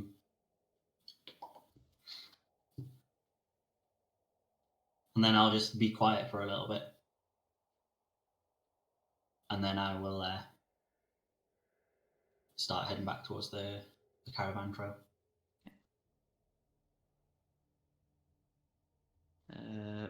Actually, I'll motion for Celeste if she wants to say anything. But if not, then walk back.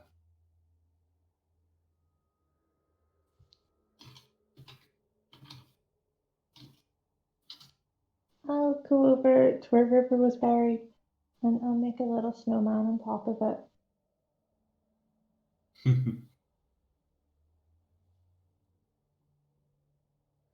Did you say anything specific or just talking? No, I don't say anything, I just sit for a bit. Okay. And then I go back. Captain, do you do anything? No. Okay. So as you all make your way back, Leroy, you put the shovel back. Celeste, your snowman still stands. As you all make your way, we leave behind River Vale.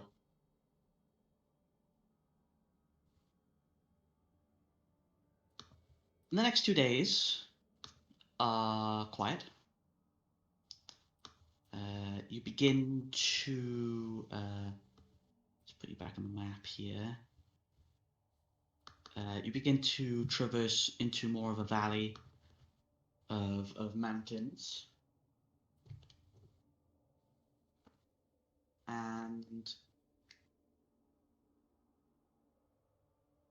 you start traveling along this. You wouldn't think it was a road or a pathway unless it was pointed out to you. Mm-hmm. And it seems like this place is fairly hidden away.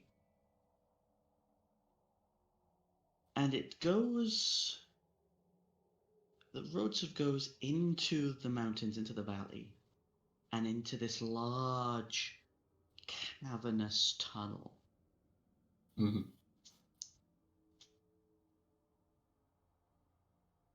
And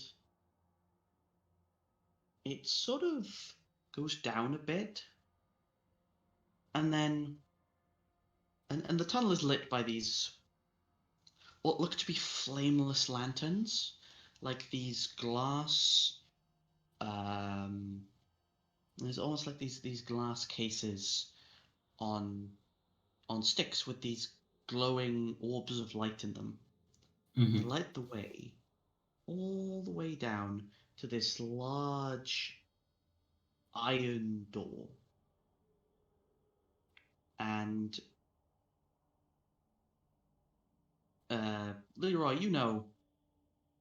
being around dwarves, you know that this door is dwarven made, Mm-hmm. and there are 4 guards outside this door. You see 2 dwarves, and they're in sort of chainmail armor with a breastplate over it, gauntlets and helmets. Only one of them has a beard, and it's this long black beard that sort of goes down to a point. And then the other 2 guards look to be one looks to be some sort of elf, you think. The ears are slightly thinned, and the skin is like a pale blue. Mm-hmm. The other elf is looks to be a high elf. A very very tan skin, blonde hair, very fair, and they hold the carts up, and they go up to the front. Celeste, you hear this? The officer goes, "What you hauling in today?" And whatever the front goes, "Fish supplies from Palebank." I'm like, right. Head on up the road, and you turn just down the left. You'll see where the carts are, and we'll get you all offloaded. They'll get you your pay as well. Yes, thank you very much. And the dwarf turns. Goes, just going to perform a search, just to make sure you're not carrying anything illegal. Gives a slight smirk. Mm-hmm. And they walk down, and they begin just like checking the crates over. They don't open any. They just like eyeing them over. The dwarf without the beard has a wand out, and their hand, and they're just sort of scanning over the crates just to make sure there's nothing magical in them. Captain, you would know, obviously. This is some sort of magic detection. And they look through, and they get to you lot at the back. Leroy and Captain. They're like, caravan guards, are you? Just helping out. We've got some business in the city too. Yeah. What's your business? If you don't mind me asking. We're supposed to meet a family. All right. Oh, I don't know who it was. I never gave it to you. That was my mistake. It's the letter you got was sent from Alton Carrickbast, from House Carrickbast, and I will put that in the chat for you, so you can spell it. Thank you. What? Okay. Family fast. Oh right, the weaponsmiths and the collectors. Aye. All right, okay.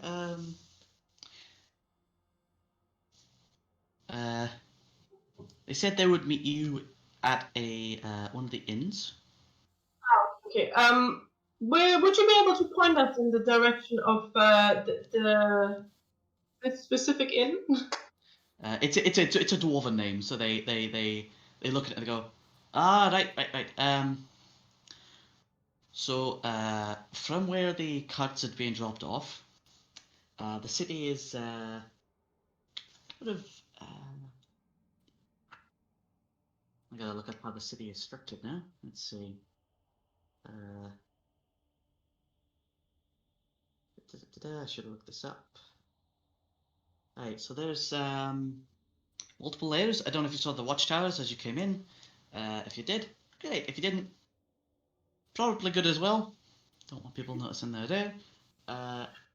It's sort of a multi-layered. There's about a few discs, sort of where things are. You're wanting to go to.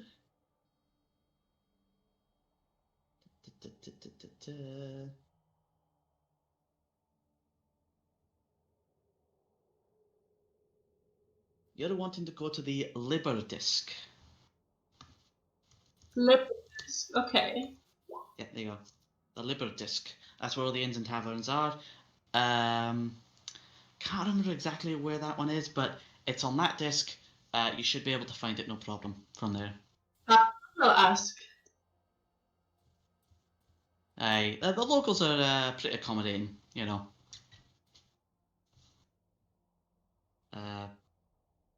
Alright, it looks like everything's in order. We'll go ahead and open the door for you.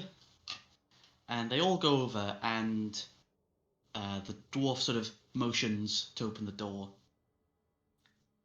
And this huge iron door just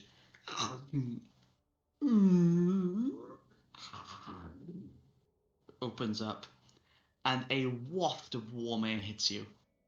And you can smell a variety of different smells as the carts begin to make their way in. You can smell coal and iron, lots of metallic and sort of sulfurous smells, lots of you can smell cookery, you can smell lots of food as well. And as you sort of make your way down, just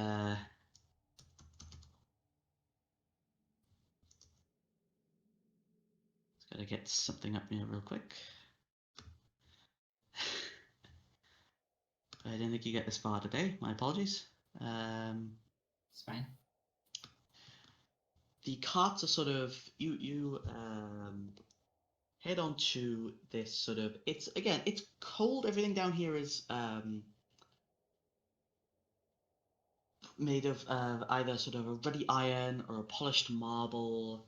There are cold sort of subterranean waterfalls. They're lit up in the city lights. And this entire city, you can see, is built on these discs that sort of spiral downwards. Mm-hmm. On the top,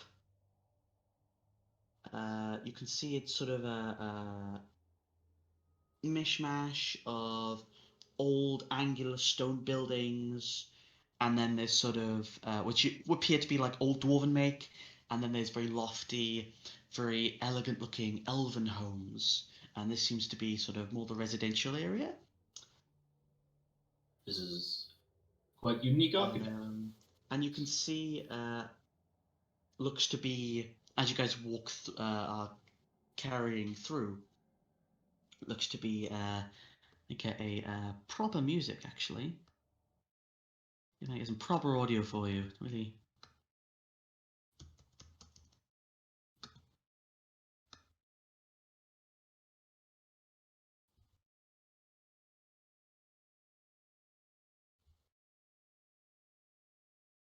There we go. You see that this district, this disc, is that loud? Is that a bit loud? Let's turn that down. Is sort of lined with tables and benches and peddlers' carts, and it looks to be open forums as well. These areas where debates and discussions can happen. And there are many small building yards as you sort of make your way down.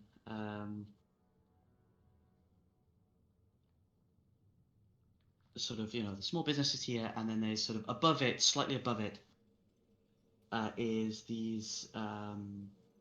You can see mining operations, like lots of mining carts, and like you can see hanging over the edge of one of these platforms is a row of elves and dwarves, and they all seem to be eating lunch together, a bit like builders used to, or Yeah. in the 1920s when they see those pictures where they're all sat on the Steel beam. one, yeah, when they're sat on the steel beam and they're just having lunch. Mhm. It looks a lot like that. Nice. And all the carts are moored into this what looks to be like a trading house with these sort of stables next to it. And coming out is this elven. It looks to be an elven man in this very nice suit. But it looks like he's got a bit of dwarf in him. Like his ears aren't as pointy. He's got this sort of very full but short beard, and compared to some of the other elves you've seen, he's a bit shorter. Fair. Seems to be some sort of half elf, half dwarf, Yeah. sort of person. Trying to see if they're called anything. Nope, they don't have a name. Oh. Mr. Fancy Ah. Pants. Okay. Yeah. Yeah, they do have a name. They do have a name, but you guys haven't been here before, so and it comes out and he goes, prize from Palebank, it seems.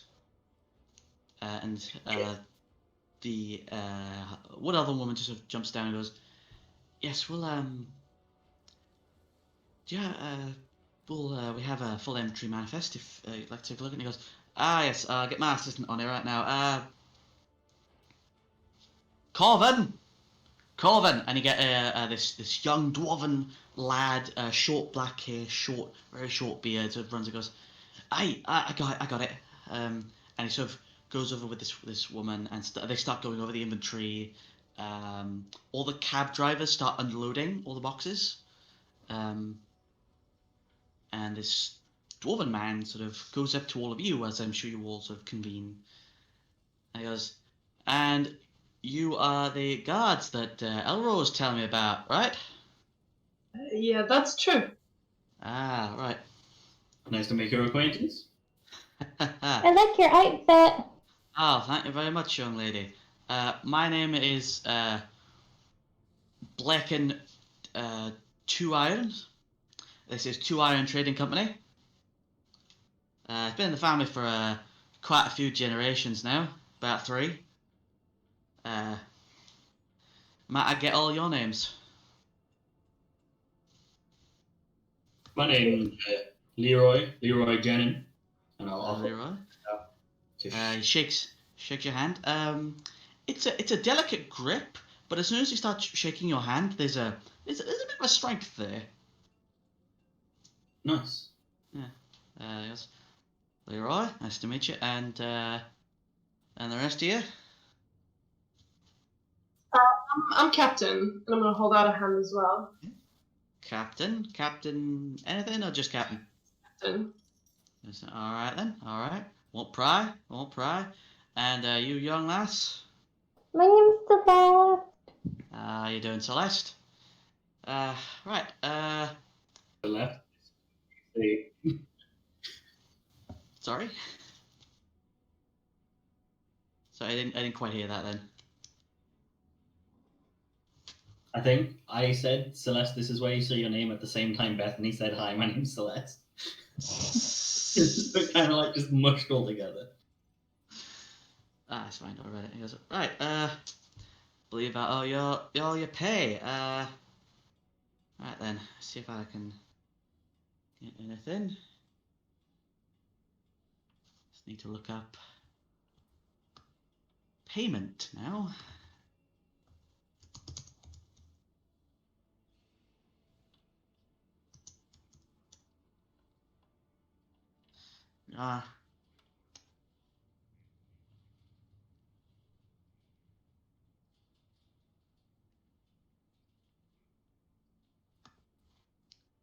Right then. I believe I owe you 60 gold. Thank you. That's roughly about 20 each.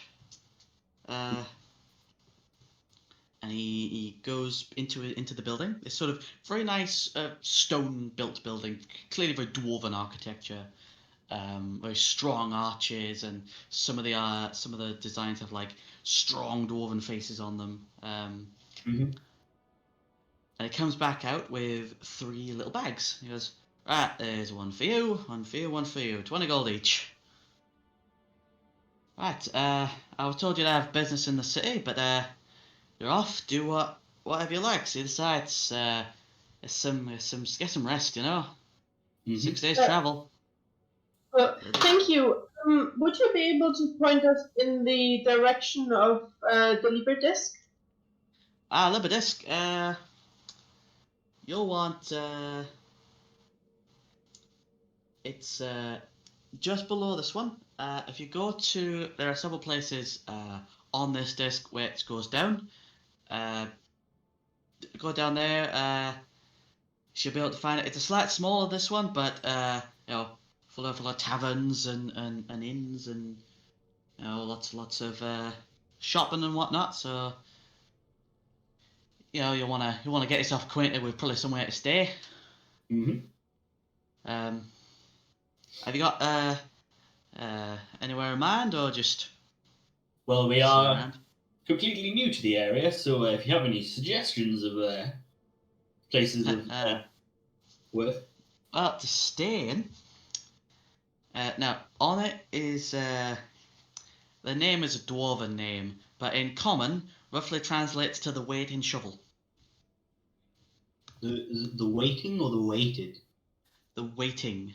Waiting trouble.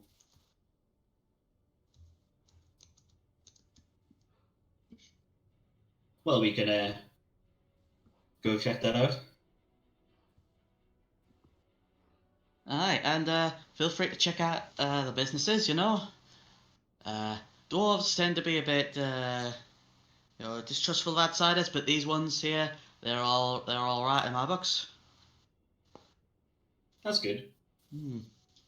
So go ahead, spend your money, and if you need any trading done, well, you know where to find me.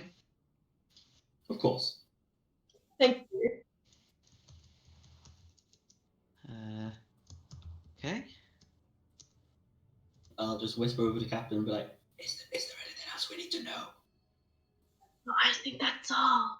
Okay.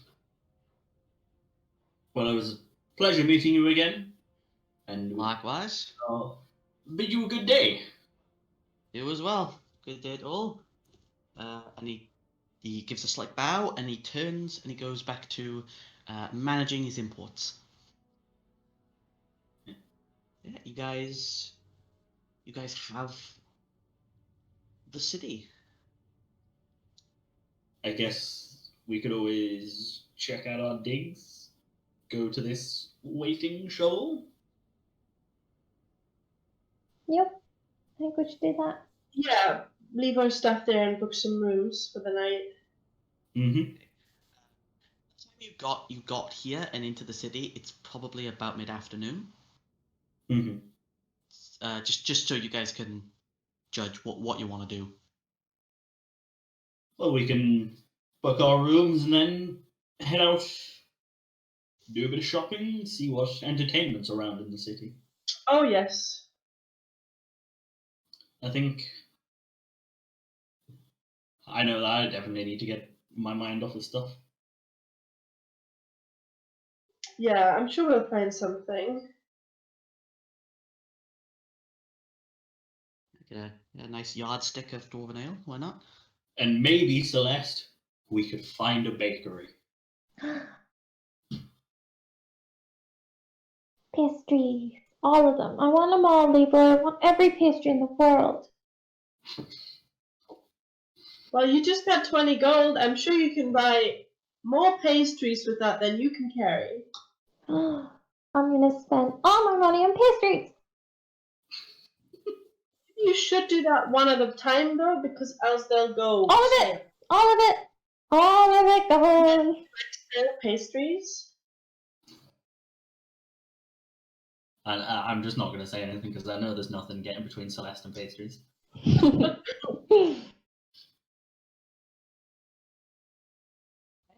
So you guys head through the city, and going through, this place definitely used to be dwarven, but you can see in the buildings and the architecture and even the people, it is a dual community here, and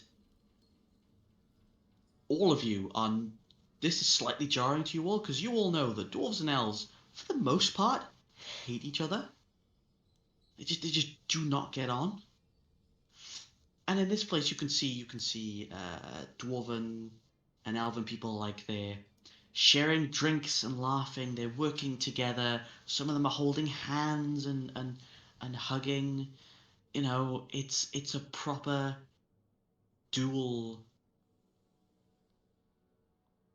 That's hierarchy. amazing. It's so I sweet. love it. And It's almost poetic. yeah, in a strange way. And you make your way past a couple of like small parks, um, and you head down onto the Liberdisc. And as you go down, Leroy, all the signs here, oh, and I suppose everyone else as well, all of the signs here are in both Dwarven and Elven. Ooh, but not common. No, not common. Oh, Not a lot of people here do speak Common, but it's yeah. it's built for dwarves and elves, so it's going to be in mainly Dwarven and Elven. There's a couple of common signs here and there, but Yeah. they Well, don't that's really all. get. Yeah. Read the Dwarvish, and Captain could read the Elvish. Yeah, and it says that you're heading. It says tunnel down to the Deliberation Disc or the Liber Disc, as it's known. Okay. And you make your way down, and you see this disc is lined floor to ceiling with looks to be homes. There are emporiums. There's lots of forges and taverns, and it fills the air with scents of cooked meats, boiling tubers, flaming hot metal and sulfur. And you make your way to a tavern. It's not the busiest, but it is certainly sizable. Mm-hmm. And you make your way into the Waiting Shovel. Nice.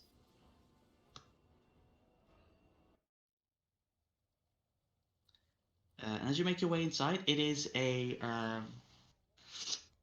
it's built almost entirely from stone, which you'd think give it this cold, very, very, very stern impression. But all of the furnishings here are very elaborate, made of like thatched wood and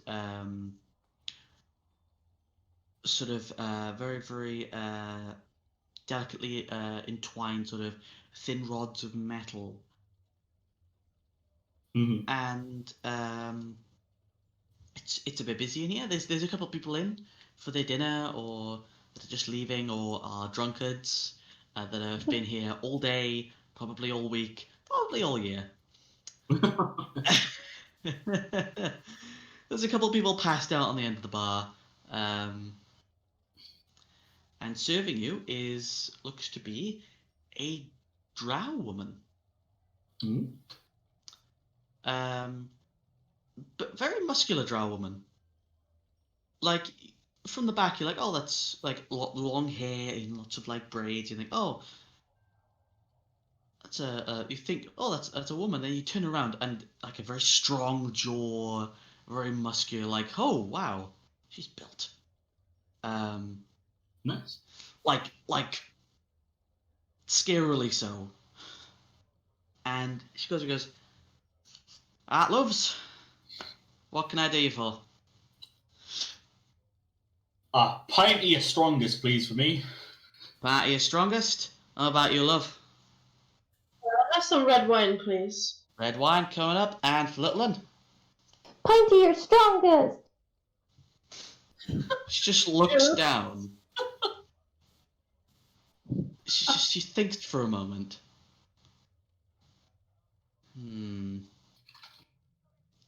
Alright then. So, let me get my traders and merchants up. How strong does milk go? Some strong strawberry milk. Right. Alcohol refreshments is first, thank God. Okay. And it loads.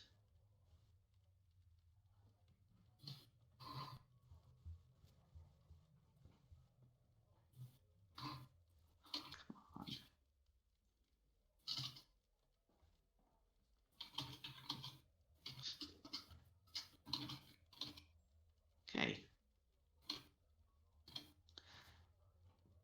That is so. In terms of ale,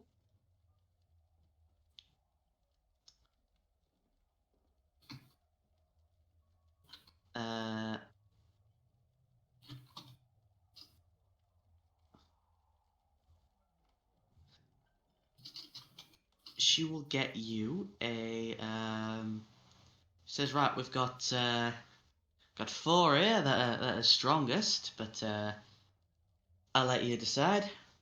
We've got Dragon's Breath, we got Lurian's Best, Old One's Eye, and Shadow Dark. What you feeling? Is that to me or Celeste? That's to you, Leroy. Okay. I will try some. What was it? Shadows best. Shadow something was that? Shadow Dark. Oh, Shadow Dark. Yeah. All right then, and she pours you, she taps you a mug of this brown ale, Mm-hmm. a dark color. She plots it on side. That one's gonna be 8 copper. Glass of red wine, you said, did you? Captain. Captain? Yes, red wine, please. Red wine, alright, that'll be 1 gold for a bottle, or 5 silver for a glass. I'll take the whole bottle. Alright, that'll be a gold for a bottle. 100 gold. One gold for 1 bottle. And she looks down at Celeste. Celeste. And she's like, I got something special for you. I'll be right back. She goes, and she brings out this special. For you. She brings out this special looking tankard. It's bejeweled. It's got these dwarven runes on it, and she pours some Shadow Dark in it. She says, "Yeah, 8 copper." Okie dokies, I hand it over. Okay. So you have your drinks. You find a small table to drink at. Did she give me like legit alcohol then? Have a drink. Find out. Well, you can make a wisdom check to see. Chug. Celeste drinks it all at one go. Okay, so you drink it all in one go. It tastes malty and bitter, but you do Don't like not it. feel any effect of alcohol at all. You feel fine. Well, why not? Later, I just wasted 8 copper on that. I don't know what to say. Yeah, I feel. Do you want some of my wine? It tastes a little fruity. Okay, I'll have a sip. Okay. Yeah. Do you pour it into a tankard? I'll stand over my glass. Okay. So you take the glass, Celeste. You take a sip, and Question. it's bitter. It's red wine. It is full taste, and it's got a little bit of bite to it. Very, very strong. And there's definitely alcohol in this, because you can taste it. Well, there's definitely alcohol in the other one, too. And I don't like it. I yeah. don't like it. And Leroy, you sit there drinking your ale. You're definitely feeling the buzz from this one. There's definitely alcohol in it. Mm-hmm. But Celeste, you did not feel anything when you drank that from that tankard. Does Leroy still have some in his? Oh, Celeste, did you like the wine? No. No. No, it's too bitter. There. The ale was more bitter. Both were bitter. There. I have a little bit left, and I'll give her the little bit in the bottom. I might look at Lyra and say, like, pour it in the tankard so she can have it on her own. Oh yeah. Pour it in the tankard. There you go. Pour it in the special tankard, and Celeste, you drink from it, you taste it, you don't feel it. It's the magical tankard that probably takes the alcohol out.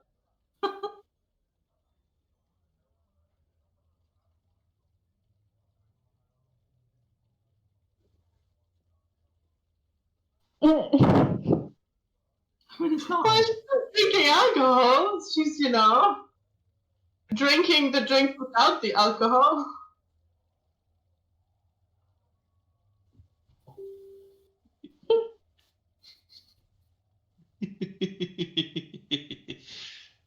Okay.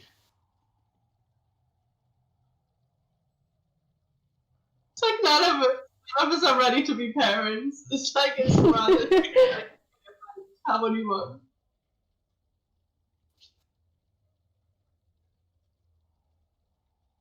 Well, I mean, you're vaguely aware of something happening, because Celeste drank an entire pint and a bit of ale, and she's just as sober as she was before. Less so, even. Nothing. Are you saying you can't taste any alcohol, I She can can't. taste it. She can taste I it. can't. but you're just not under the effects? It's not doing anything. It's just bitter. Yes, Uh, I may- think maybe you are so very doesn't want to desecrate your body. I don't know what I said.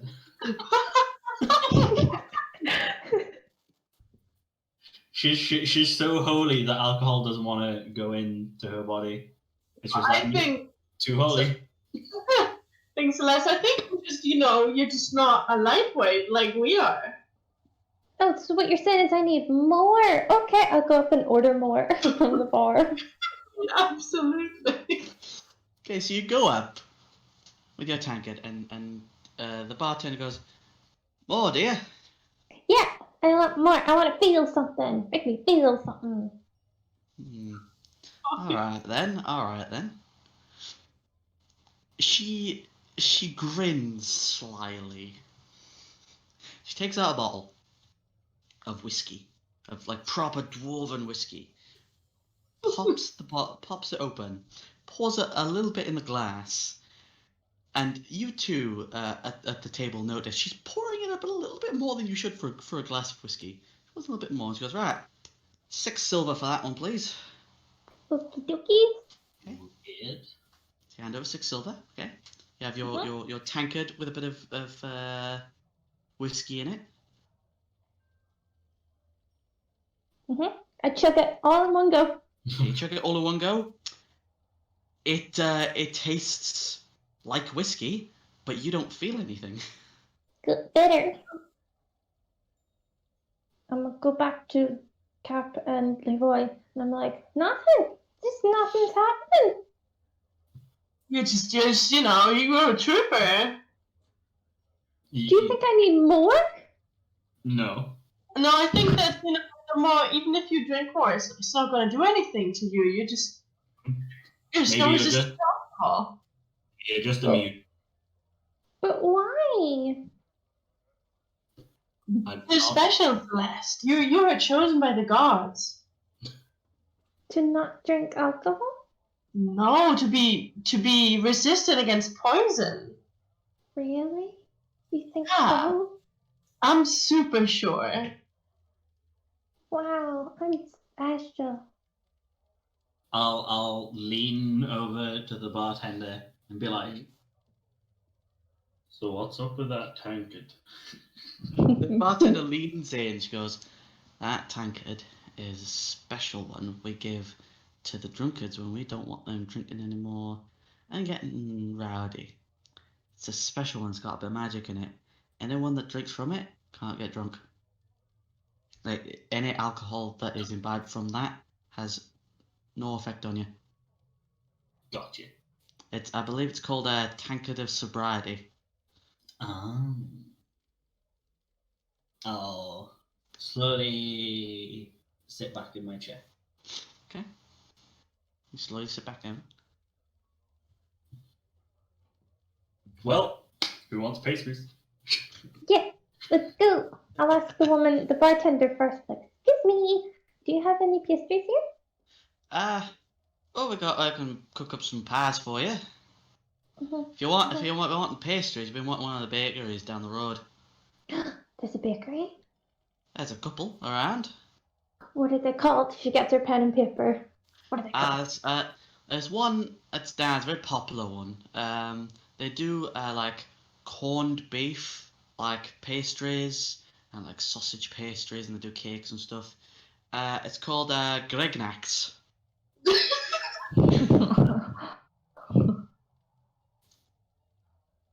I had no idea what you were talking about. Mm. It's completely original Yeah. concept, Gregnacks. We're gonna get there, and it's symbol on the wooden thing outside is just four orange squares and a blue background.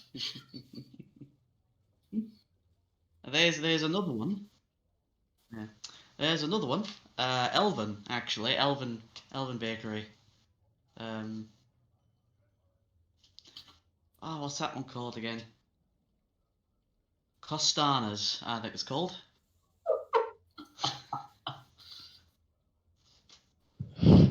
So take your pick. One does the drinks, but they do a little bit of pastries, and one does a little bit of drinks, but more the pastries.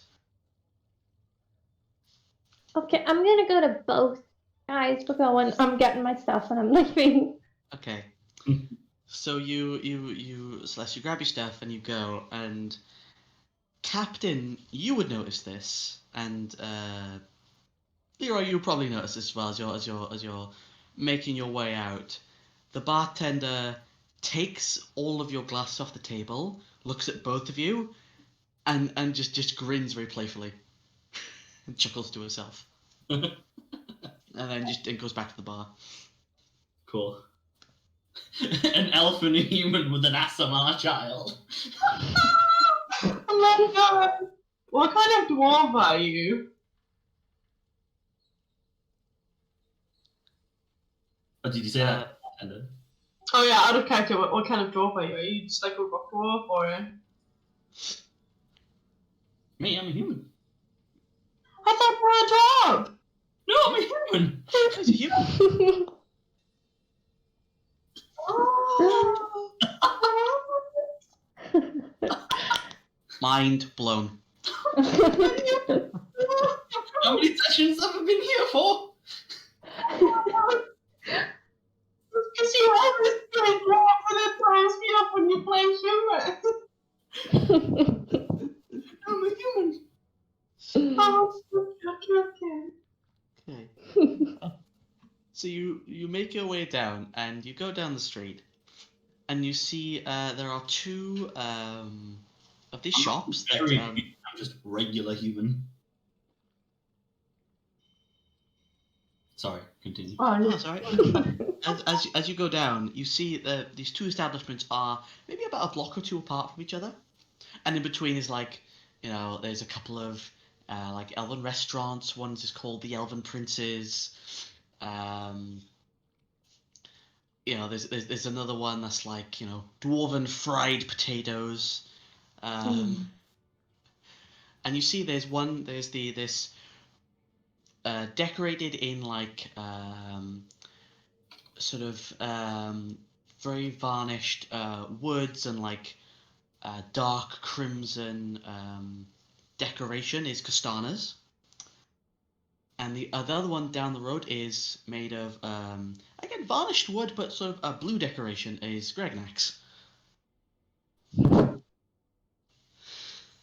Nice.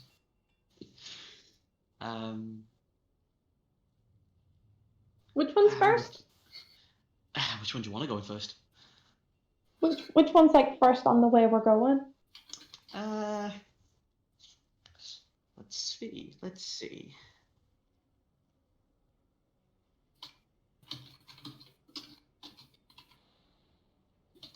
Gregnac's is first. We go in. Well, I go in anyway. Okay, so Celeste, you dart in, and there's actually in this it's about the 20 by 15 feet of space in here, and you can see that there's a couple of tables in here, like one or two like two-person tables. Oh, that's right, 5 or 6 two-person tables sort of against one wall, and there's a row of shelves on the other side of you, and it's got like whoops. Oh. That was better.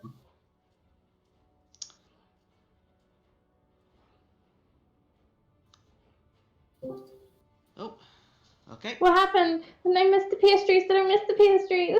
No, we stopped. Huh. No. Right, so you walk in, and it's got there's again 5 or 6 sort of tables, two-person tables on one side. On the other side is like pre-made like loaves of bread and like pre-made pastries and like breads, and then there's a counter at the front with glass cases, and in there is all sorts of sweet and savory pastries, cakes, and chocolates, and all sorts. And there's a bit of a queue. And you see all in here is like polished marble, floors and walls. Nice. Leroy, hold me. I think I'm in heaven.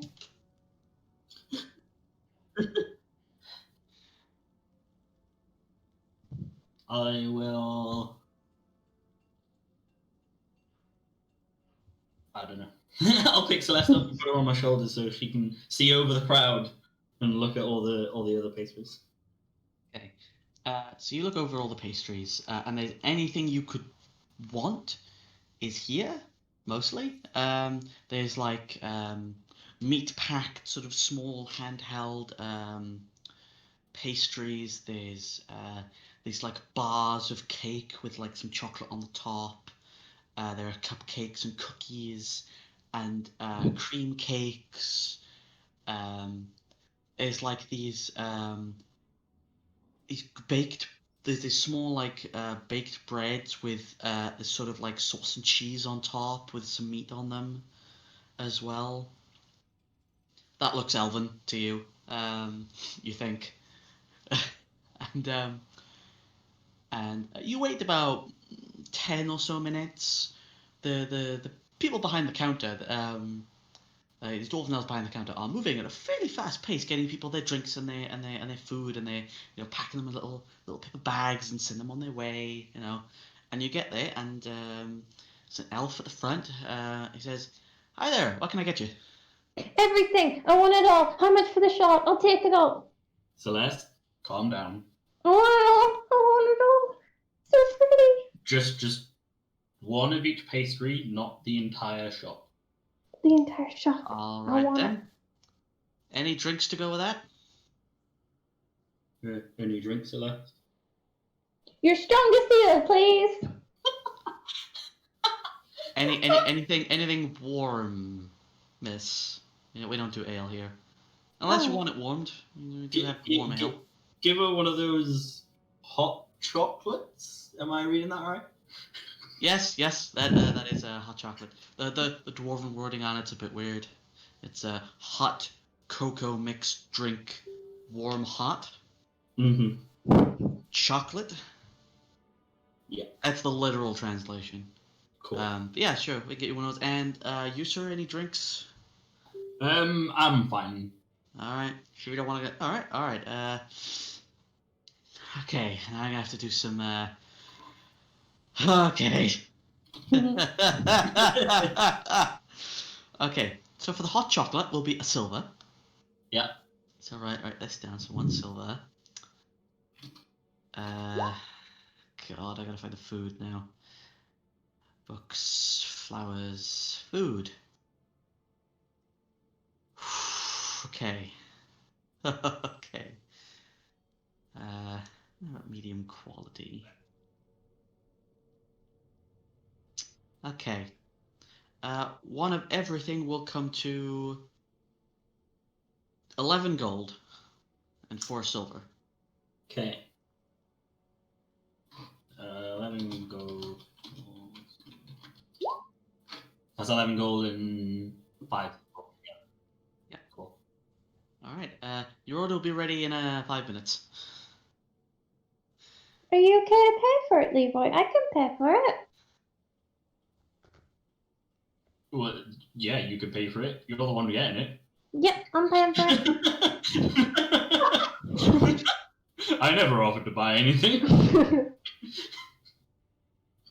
Okay, I pay.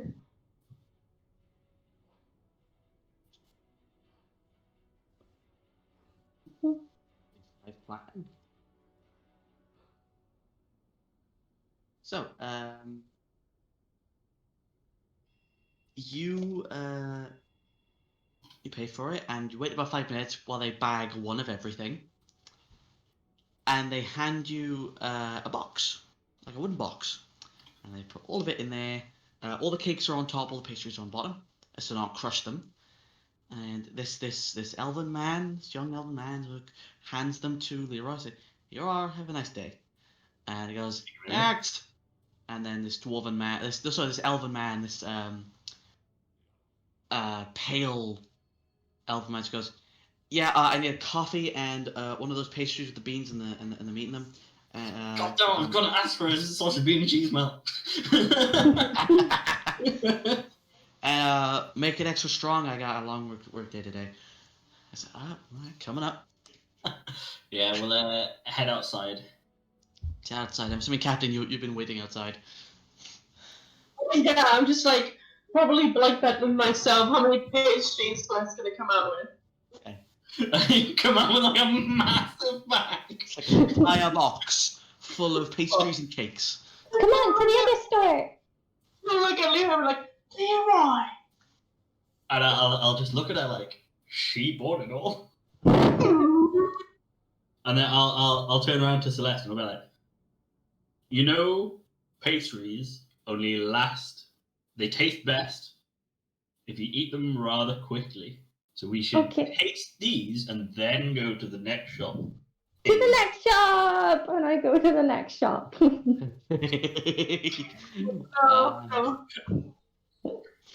Okay. So you run into the other shop.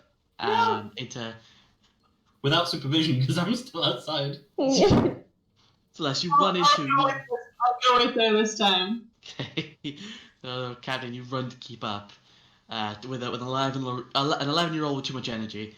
It's a bit of a challenge, you know. But bless you. Bless You managed to get there to Castana's, and you walk in, and it's all made of like this polished dark stone tables, metal made chairs, sort of dark oak finish across the floor and up the walls, and there's like art decorating the walls that sort of flows to the back, where it says in Elven and Dwarven as well, brewing you a good day. And again, there's a slight bit of a queue. You end up waiting about 5 minutes to be served. And in this, there seems to be a lot more seating space than there is space for food. Like the counter's quite small in comparison, but there's a shelf full of like pre-made breads. There's a shelf that sells like little packets of like nuts and beans and stuff to eat. And then there's a window where there's like cakes that you can see that they slice in the window and put on the plates and serve. Oh no. Oh, lots. There's like little tarts and like small little breads and cakes, and you're served by a sort of a hill dwarf woman. She goes, "Hi, how can I help you?" One of everything, please. Celeste, no. You. Celeste, yes. No. Yes. She looks around like and she's looking like you can tell she's looking around for a manager. Like, what do I do? Um, are you sure you want one of everything? Well, how much would it cost to have one of everything? Let's see. Probably about 17 gold. Ah, yes, one of everything, please. Okay. Any drinks to go with that? Any Oh, coffee no. and tea? I'll Unless you take want the anything. strongest coffee you have. Mm-hmm. Okay. And Celeste, sorry. Oh no, I'm good. I have one waiting outside. Okay. So she gets you one of everything. So the drinks rationing, but the pastries. So you she asked you, is that for to here or to go? To go, please. Right then. And she just gets a box, wraps each cake slice and pastry and bread in a napkin, place it in the box, place it on the counter, and then for you, Captain. Oh. Okay. For you, Captain, I gotta see if I can find. Let's see if I can find it now.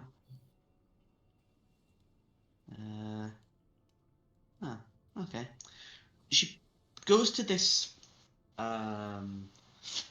She gets like a handful of these beans, like these dark beans. She puts them in a pan. And she uses a bit of magic to heat it up, and then she pours it through this filter, almost like this tube, into a cup, and it goes into the cup like this sort of powdery like liquid stuff, and it comes out of the tube this thick tar like sludge, and she pours it into a wooden cup. She hands it to you, goes, "Here you go, one dwarven coffee, that'll be 5 silver for that one." Amazing. I'll hand her 5 silver. Actually, I'll hand her a whole gold and say, Okay. keep the change. Oh, alright then. Thank you very much. Have a nice day. And coming up behind you is this what could only be described coming up behind you as a fantasy hipster. Like thick rim goggles with this mechanical parrot on her shoulder. In like these thick leather gloves and thick leather overalls with this beautiful dress under it and like these thick iron greaves on. Like, hi, yeah, can I get special brew today, please? No milk. I'm watching my calories. And the dwarven goes, "Aye, we can do that for you. All right." And you leave, and everyone's giving you guys these weird looks. There's no one. You're carrying 2 boxes full of food, and they're like, "Are they going to an orphanage? Are they going to a homeless shelter? What are they doing?" It's just food for Celeste. I am the orphanage. Sorry, Captain. So you take your cup of dwarven coffee, and it is sludge. It is this thick tar-like substance, and it is strong. Caffeinated slushy. It's thicker than that. Milkshake, but like coffee. Yeah, more or less. Like a thick coffee Amazing. milkshake, but there's no milk in it. Without any milk. Drinking it, I'm going to tell you this now, because we're going to need to end soon. This coffee, you will not... You already can't be put to sleep. But you cannot now sleep for the next 8 hours. Nice. Can There's so can Captain still trance though? That is the question. Nope. Nope. Nope. It's too much caffeine. Too much of an energy buzz. When Celeste and Captain walk out of Castanas, I'll look at Captain and be like, Captain! What's going on? I had no power. You have no power here.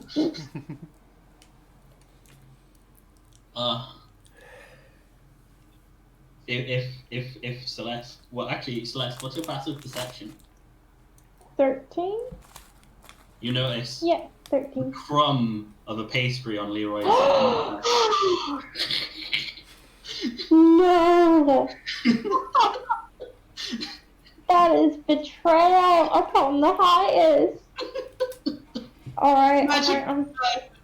Ugh. Guiding bolt, cast. Oh my god. No. Leroy, I have a question to ask you. Mm-hmm. Okay, this is really hard for me. Alright, Did Celeste, you? you can talk to me about anything. It makes your betrayal worse. Did you eat a pastry? I can't even say it. I can't even look at you. I'll stone cold look Celeste in the eyes and go, I said they tasted best when you eat them quickly. You did say that. Can I make an unarmed strike? Or is that a barbarian thing? You can make an unarmed strike. It Okay. is roll a d20 and add your strength and your proficiency bonus. What is your strength? -1. Okay. Your proficiency bonus is 2, so roll a d20 and add 1. 17. Leroy, does a 17 hit? Yeah, 17 hits. Okay.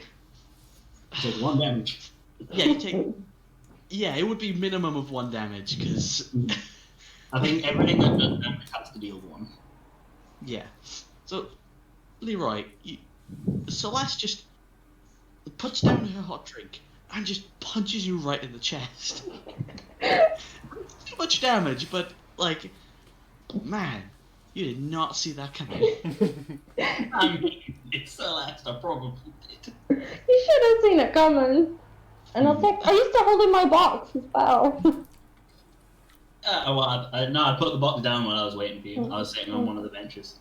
I'm gonna take my boxes and I'm gonna like stomp back to the tavern. Boxes, you stomp at half speed all the way back to the waiting shop. And as you walk back to the tavern, you get your rooms, which are 8 silver a night for each room. Whoever's paying for that can pay for it. You could just get I'll pay one for it. room. How many beds are in each room? I want my own room from Leroy. I can't look at them. 2 beds for each room. Then. Well, apparently we're getting 2 rooms. Okay, so that's 16 silver. Nice. Captain, you try and drink your dwarven coffee and are abuzz with energy, and could probably go to bed quite late. Actually, no. Where is that dwarven coffee? I'll find it. Yeah. So and Celeste, you probably don't go to sleep that night either from the sugar rush, and you're probably feeling really sick after eating all those pastries. I didn't eat them all. I ate some of them. Okay. Still a lot of sugar in that, though. There, yeah. You when you're looking through the what was it, Greg Greg Nax. Nack. When you look through the Greg Nack box, you notice the sausage, bean, and cheese one missing. Betrayal. I can't even look at it. I can't even open the box. I have to open the other one. Too sad. But there's no sausage, bean, and cheese melt in that one. So sad. That's not a loss. Okay. And as you lament over your missing pastries, and all try to get some rest after a long journey, we're gonna end it there because it's 5:15. Oh boy. So, first of all, we need a name for this session. Like, what should we call this session? Betrayal. Yeah, that's a fitting name. God, fitting, but strong. Sure, Traitors betrayal. is a lot of pastry. Yeah. Betrayal of what? Sorry. But 2 traitors and a lot of pastry. 2 traitors and Oh, a pastries. lot of pastries. Got it. I can't believe you ate my pastry. What? Why? No, tell me right now. Why would you do that? I guess Because the one behind me ordered one, and I realised I wanted it. You could have bought your own. You were in the queue. Yeah, but we'd left the queue. They were saving the one behind me. As I was leaving, I heard sausage. That's and cheap melt. or something. They're like, do you want anything? You're like, no, I'm good. And I was like, are you paying? And then you're like, no. And you could have got something and then you didn't have to go and take my box pastry, did you, lad?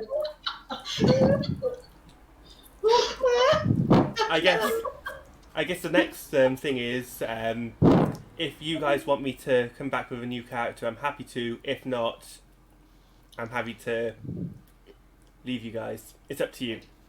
Right. That could be discussed after the. Yeah. Well, that's fair. That's fair. I'm gonna say one thing. To be fair on Leroy, that is a thing that happens when I go to Greg's. Is I'll order myself something. And leave, No. And I'll be You like- do not defend those actions. You do not defend those actions. Then I'll be like, No. oh, but I no. wanted that thing now. Oh, Then go damn back it. in and get it, you pussy. No, because I've left the door. A, I've already left the store. B, I'd feel really awkward doing it. And C, I really don't want to spend all that much money.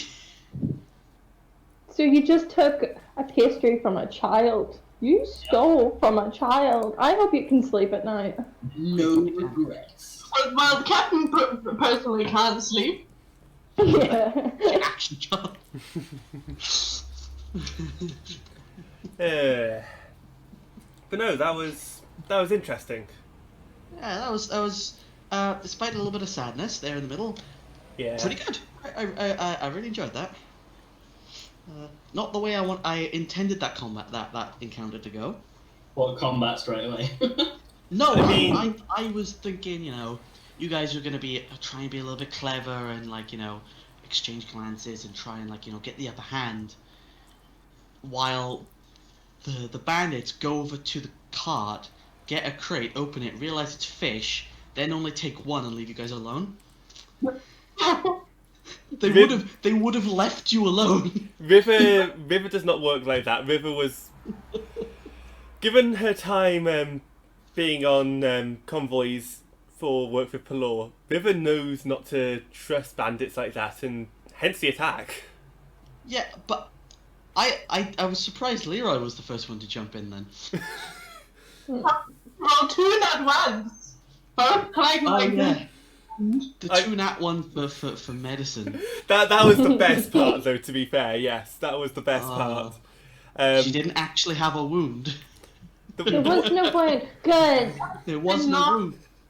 I didn't fucking see it coming. I was so surprised when there was an ambush. I was like, I should have known this, but I'm so surprised.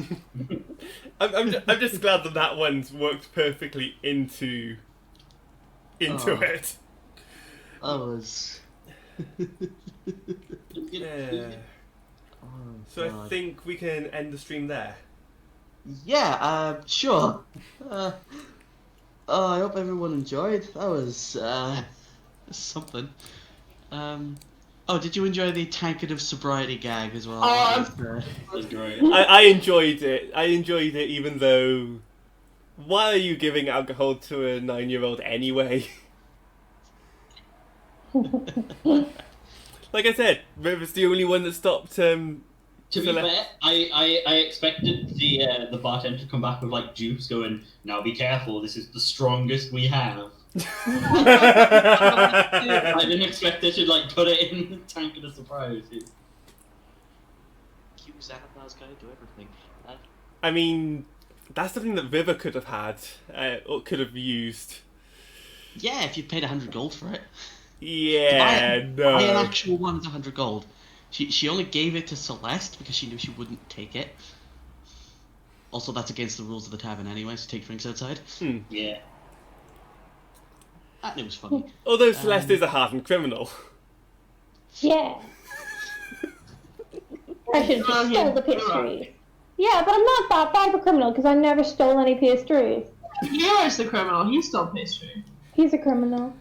I don't know if I could ever forgive him, to be honest. I'm sure next time when he buys me pastries. He's paying next time. Regardless. Yeah, you have to keep an eye out. Next time, I hope everyone enjoyed. We'll see everyone next week. Yeah. Take care, all. Wash your hands. Wear a mask. Especially when stealing pastries.